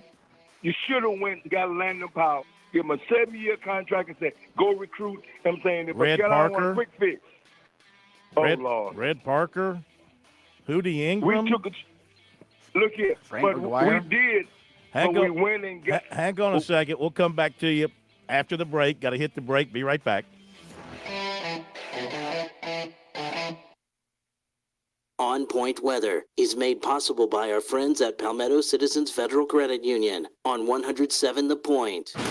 Here's tonight's forecast. Clear and comfy with a low of 66. Tomorrow, lots of sunshine. We're warmer. The high hits 94. Saturday, we will blaze with an actual high of 96. The heat index crossing into triple. Now for on Sunday, it's a mix of sun and clouds. 91 our high temperature. I'm Cal Moss with your On Point local weather. Breathe fresh life into your home with Lake Murray Soft Wash. Our team specializes in power washing, soft washing, and restoration. From roof cleaning to wood and concrete washdowns, we've got you covered. For top-notch, affordable services that you can trust, call now, 528-1996, or log on to LakeMurraySoftWash.com to make an appointment. We're not just professionals, we're your neighbors. Whether residential or commercial, Lake Murray Soft Wash. That's the standard in cleaning. Embrace the sparkling difference today.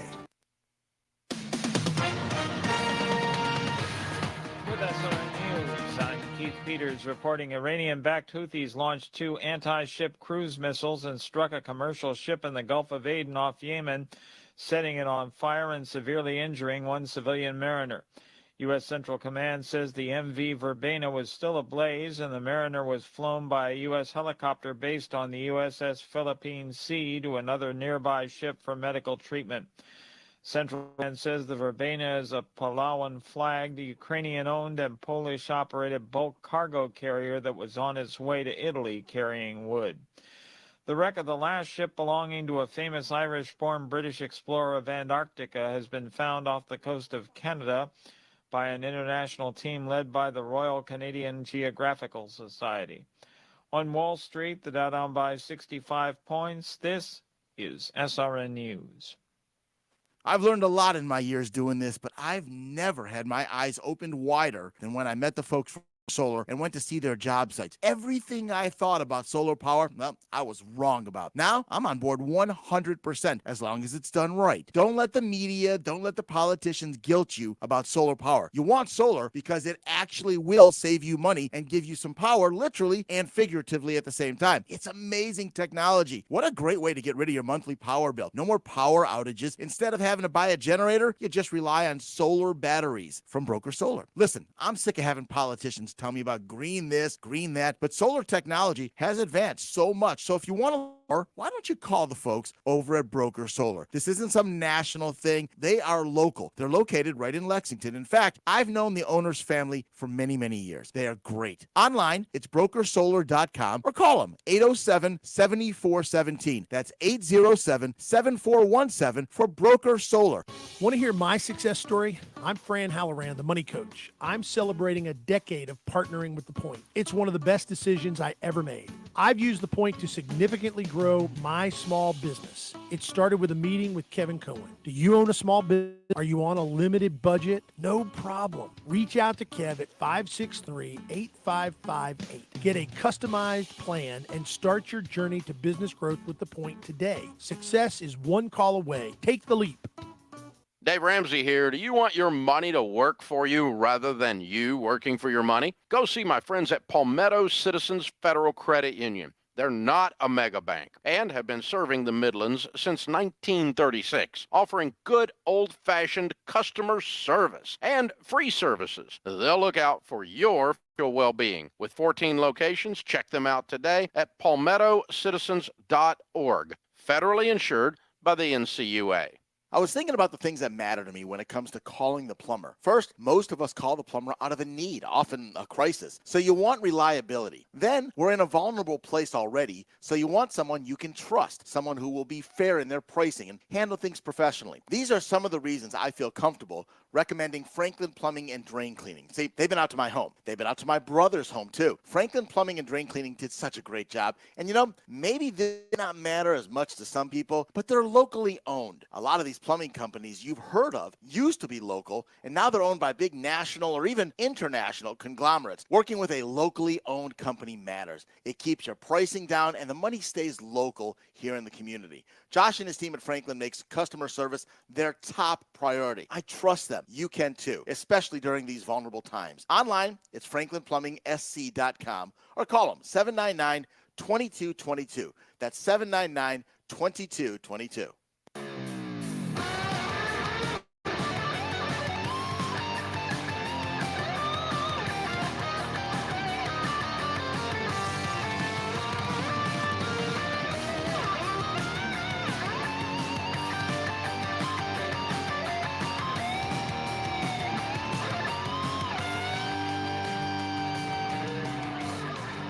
All right, some more from Paul Maneri coming up in just a moment, but back to the ABM before we cut him loose and hear what else he has to say.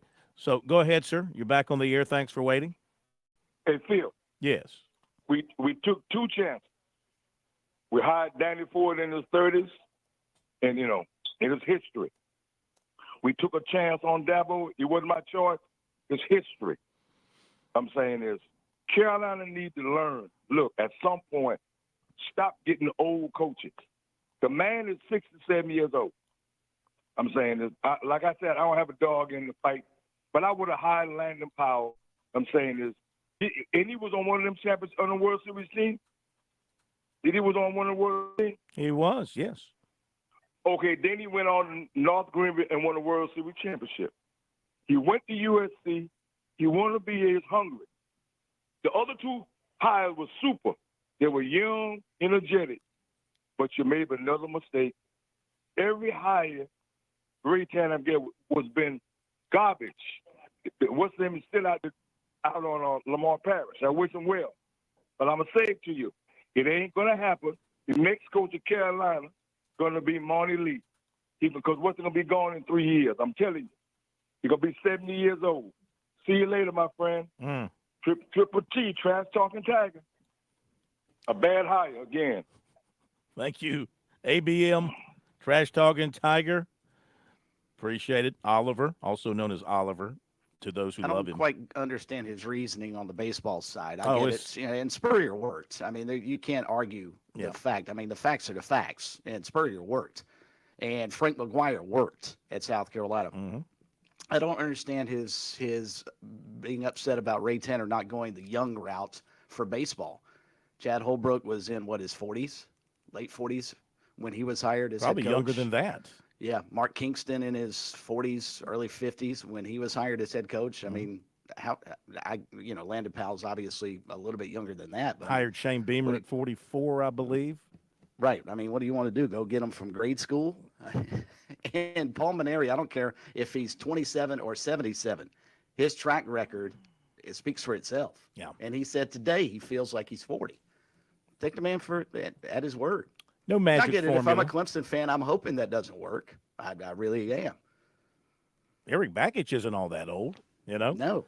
It's there's no magic formula. You got to there's find not. the right guy, regardless of age, that fits your situation, who has the knowledge and the personality and the perseverance and everything else to make it happen. And I mean, I don't see any reason why this won't work at South Carolina, because Paul Molinari, gosh, I'm having a terrible time with his name.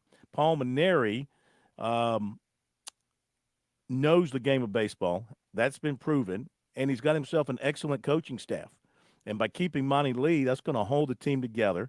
And, of course, Monty with Terry Rooney recruiting is going to give South Carolina a very strong coaching staff from that department. So, yeah, I don't see why this won't work for South Carolina. They got everything in place to be successful. Want to bring you a little bit more from the press conference earlier today over at USC in the Cockaboos Club at Williams-Brice Stadium. Heard a little bit from the new coach, Paul Maneri. And now here's a little bit more from the question and answer session that he did with the media that will, I think these are 3 good questions, shed a little bit more insight into his thinking. Paul, Mike, you have a Gamecock Central. Hey, Mike. There's been obviously 2 coaches that have come in since Ray last coach at South Carolina, and naturally people understand the expectations. And you mentioned it, just the great history. How much does it excite you knowing that this fan base is very passionate, and obviously they're going to hold you and this program to a very high level of expectations? I'm not sure if you know this or even recognize it, but I actually came from a place that's very similar, okay? Yeah. I told the new coach when he took over and I met with him, I said, hey, they're going to love you until you fall behind in the first game of the year, okay? You know, we didn't win every game when I was a coach at LSU. We had some disappointing moments, too. We had a lot of phenomenal success and great moments. You know, we only won 1 national championship. You know, Ray's got me there, okay? I need another skin on the wall to catch up with Ray, all right? But sometimes people have a tendency to dwell on the negative. The sport of baseball, it's impossible to win every game. It's just impossible. You know, nobody's going to go 56-0. You know, we're going to get our nose bloodied here and there, but you got to just stay the course. And I know that fans are going to, you know, be critical at times, all right? I've always said this when I was at LSU and criticism got loud. There's only one thing worse than criticism, and that's apathy. There's not going to be apathy among Carolina fans. There wasn't apathy among LSU fans. The criticism is not to be taken personal. They want to win, and I don't blame them. You know, they own season tickets. They support the baseball program.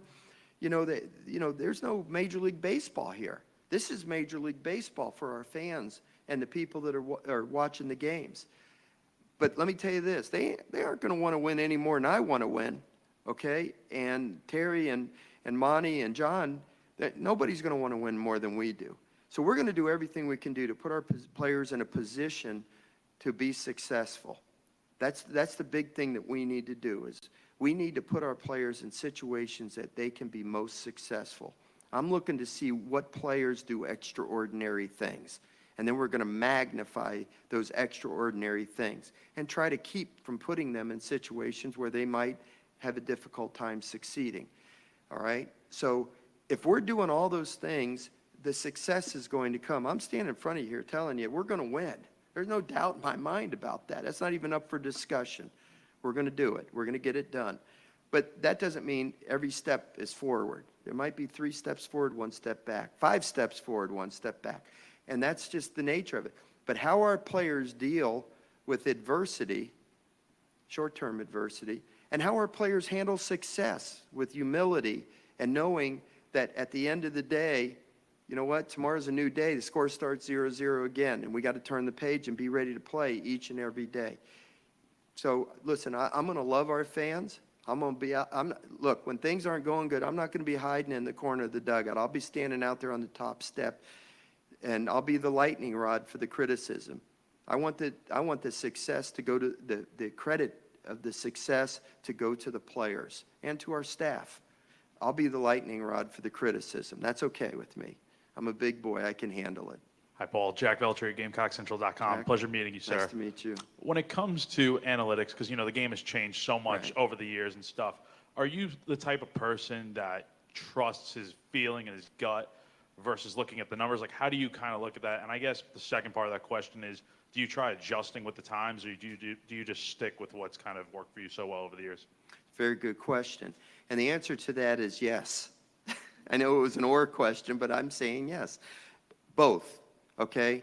The analytics can be very valuable. You know, Monty took me for a tour of the hitting facility today and showed me all the cameras and the computers and all the stuff that we can do analytics. Why would you not take advantage of it? When I talked to Terry about his evolving as a pitching coach, he explained to me how important some of the analytics are to him and how he's going to work with the pitchers.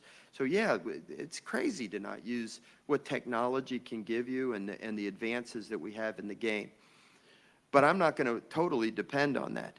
You know, I'm going to trust these two little white things in the front of my face. I'm going to see what I see, and I'm going to believe what I see. And I've been a pretty good judge of talent. That allowed me to last for 39 years without somebody kicking me to the curb. I've always said this, the players you choose to hitch your wagon to are going to determine whether or not you're a good coach. See, I have never, in 39 years as a head coach, pitched one ball or hit one pitch or run the bases or caught it. It's all about the players. They're the ones that get it done or don't get it done. So I have to make the judgment on who are the players that we can really trust, especially in pressure situations. So a lot of the analytics tell you, oh, RBIs are an important stat. To me, it's the most important stat. It doesn't do any good to get on base if we don't get those base runners around to home plate. The whole idea is to score runs, and the run differential is what matters. Look, does the spin rate help a pitcher be more successful? Absolutely. Okay, but the idea is to get the hitter out and to limit the amount of runs that we give up. So yeah, it's going to be a combination. And I'm not going to be a dinosaur and say, oh no, I don't care about all that other stuff, because it'd be silly for me to do that. And the players have grown up with that. They've started at ages 10 and 11, learning about all those kinds of things. We're not going to just completely divorce ourselves from it. But if it came down to the bottom line of, do you play a person with good exit velocity or a guy that comes through in the clutch with a runner on third base and one out, I'm going to play the guy with that gets the runner in. So it's going to be a combination of both. Alan Cole, GamecockScoop.com. You talked about your philosophy a couple questions back in one of the answers. Do you have any what do you look for in a team? Are there any non-negotiables in an Omaha type roster that you look for that just kind of have to be there with any team you're going to coach? So, several years ago, they moved from Rosenblatt Stadium to what's now called Schwab Field. And we won the national championship in 2009. When I say we, I'm sorry, LSU won the national championship in 2009 in Rosenblatt.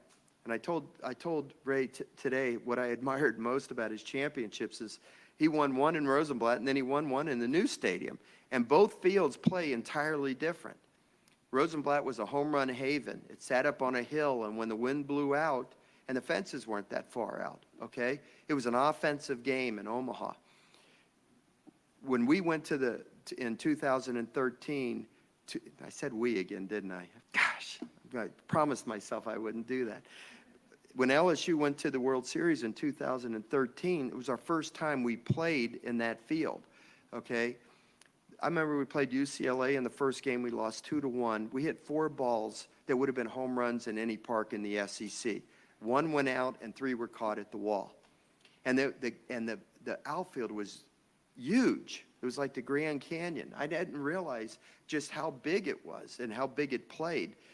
So I realized then and there that if you want to really be successful, not only in the regular season or in Omaha, you have to have diversity on your team. You have to have a lot of flexibility. So look, if we have to win a 13-12 game because we can slug the ball out of the park, or because we fell behind in a game by a few runs and we need to battle back, and you got to battle back with some long balls with a couple of guys on base, I want to have a team that's capable of doing that. On the other hand, if the wind is blowing in, or you're playing in a big ballpark, or you're facing a super-duper pitcher where hits aren't going to be easy to get, you got to be able to manufacture as well. So the non-negotiables are, we're going to be a good base running team, okay? And we're going to have a few guys in the lineup that can hit the ball out of the ballpark, without a doubt. But we're also going to have a few guys in the lineup that can handle the bat, that can bunt, they don't strike out. They hit the ball to the opposite field. They're just that gritty, hard-nosed, tough out that we all love to see. I like to have fast guys that maybe we can steal a base. And without question, and one thing that I will never give in on is we're going to have a good defensive team. Because if we want to have a great pitching team, you better have great defense behind them, because it's impossible to be a great pitching team if you don't catch the ball behind them. And we're going to do that. I'll coach the infielders. So if our infielders don't catch the ball and throw it to first base accurately, you can point the finger at me. I can promise you it won't be because we're not going to work hard enough at it. So any of those infielders sitting out there, you better strap it on, okay? Monty is going to work with the outfielders. I'll work with the infielders. We're not sure yet who's going to work with the catchers. We're trying to figure that out right now. And, of course, Terry will have the pitching staff. But I just want to have a complete team, you know, and be able to do it in every way. I'm not big on, oh, we're going to walk more than anybody else. You know, I love to give the green light. I like to see hitters swing from their heels when they get a cripple pitch coming in. And I don't want our pitchers to fall behind on hitters because I don't want the other team doing that to us. But at the same time, you know, love to manufacture. I know that hit and run play's kind of been put in the closet. I'm going to break it out of the closet and see if we can execute a few of those. All right, Paul Maneri, you know, one thing that they're going to try to do, and I made the comment back during the season about this South Carolina team, Chris, become more athletic. You know, they're kind of they've been kind of a lumbering team. They like to hit the home run ball, but now especially after watching that James Madison team, and you know how athletic they were. Kentucky, yeah. Yeah, and how, you know, they could take the extra base. They could make the play defensively. They could steal a base. I think that's what he has in mind for his Gamecock teams of the future. Back with recruiting in just a moment.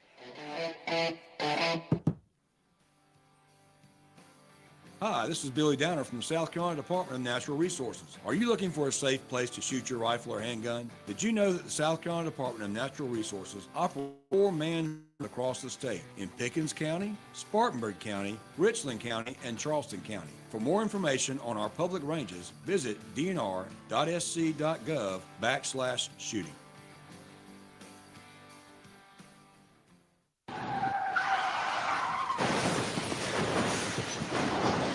I'm attorney Jim Corbett. That's the sound of a big hit on you and your car or truck. I've been an attorney for more than 30 years, helping people who get injured in car wrecks and truck wrecks. If you have serious injuries, call Jim Corbett, 803-765-2968, or at jim@jimcorbettattorney.com. That's CORBETT. I don't get paid unless I recover for you. Jim Corbett Attorney, for your best recovery from a big hit, 803-765-2968, or jim@jimcorbettattorney.com.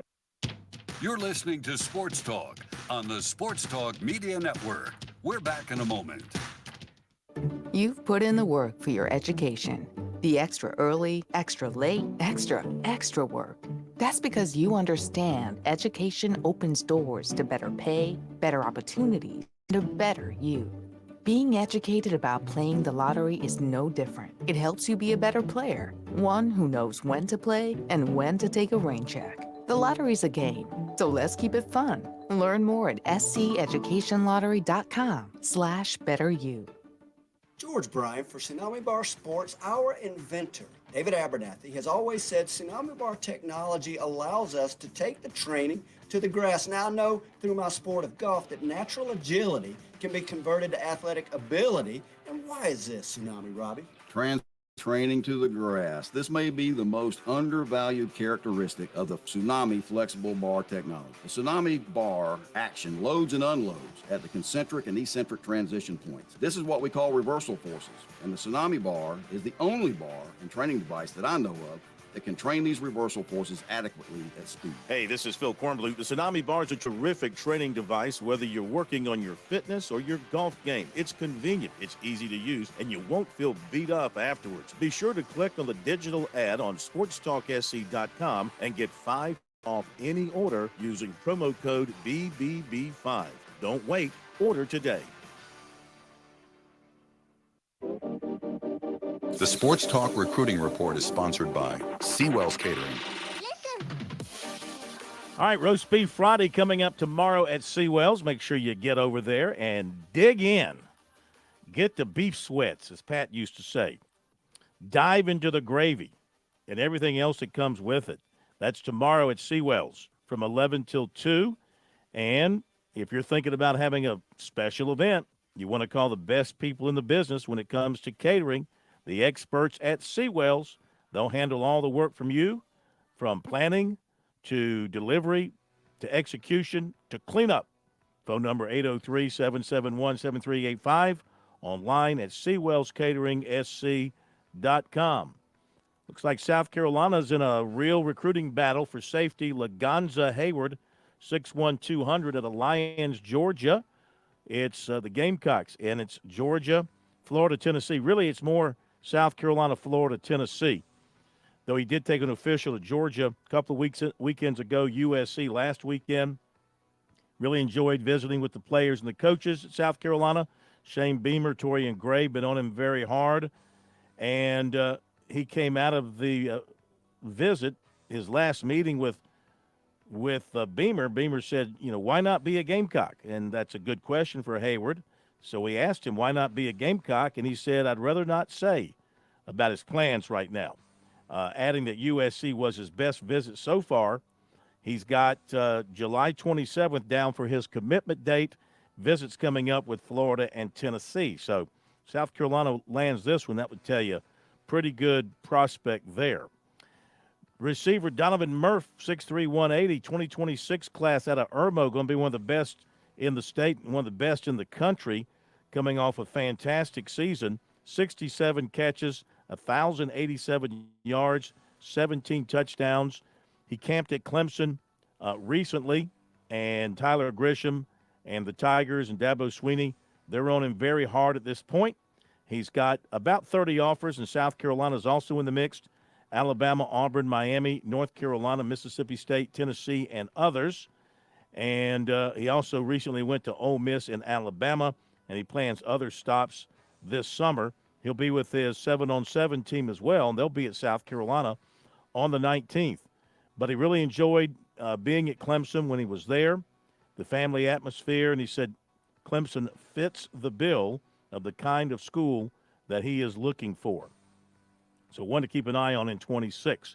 USC target center Isaac Sowles will not take an official to his hometown school, Louisville. That was scheduled for the middle of next week. He has been to USC and Kentucky, and he is scheduled for Miami and NC State the next 2 weekends. He said he will take those. He has a July 18th announcement date.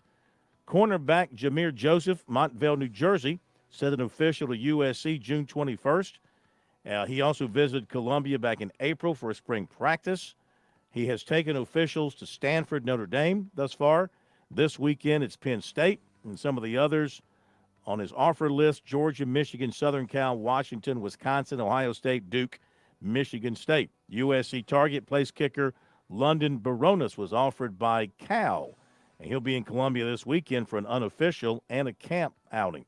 Clemson target offensive tackle Mario Nash, DeKalb, Mississippi, was offered by Tennessee. He has taken officials to Clemson and Ole Miss. He's got LSU this weekend and then Mississippi State. Paul Strelo of Tiger Illustrated reported Nash stopped by Clemson for a brief visit Wednesday as he made his way from camp at Tennessee to camp at Georgia. And I think we have covered everything new that we have been recruiting for you tonight. There you go, recruiting. Bravo. Check it out on our website, SportsTalkSC.com, on X. Use the hashtag STRecruiting. Yes, sir? Little bit of housekeeping before we get done. Kendall Rogers reporting this afternoon that Winthrop expected to fill its coaching vacancy and in the process open up another one in the States. They are targeting Mike McGuire, the head coach at USC Upstate, who has twice been an assistant at Winthrop, but it appears he's going to go back and be the head coach of their Big South rivals. Interesting. So interesting move there. Yes. McGuire had them, a game away from going to the NCAA tournament before losing to High Point in the Big South tournament. And if you need a loan, Trevor Lawrence is the guy to call.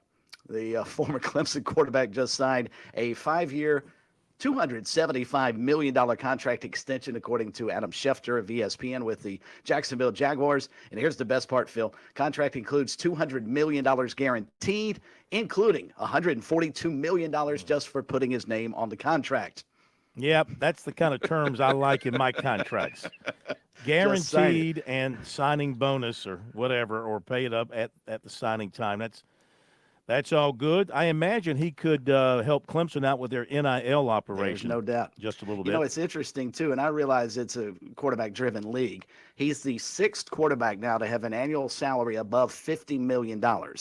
Jared Goff, Justin Herbert, along with Lamar Jackson and Jalen Hurts. Now, you'll notice the guy I didn't mention is Patrick Mahomes, who just won, by the way, his 3rd Super Bowl.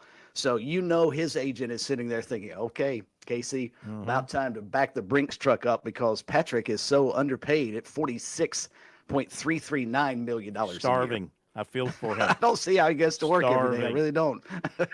By the way, tomorrow night on Sports Talk, we'll be talking a lot of golf. We'll have MJ back from with us from Pinehurst, George Bryan, birdies and bogeys and biceps. We'll talk NASCAR, Jeff Owens, and we'll look ahead to Game 4 of the NBA Finals. Oh, look who might win a championship tomorrow night. I think they will. Dallas blew their last chance, I think, last night. Broke their spirit. Yep, I agree. That's what I like about when my team win championships. They break the spirit of the opponent. Until then, we'll see you tomorrow night.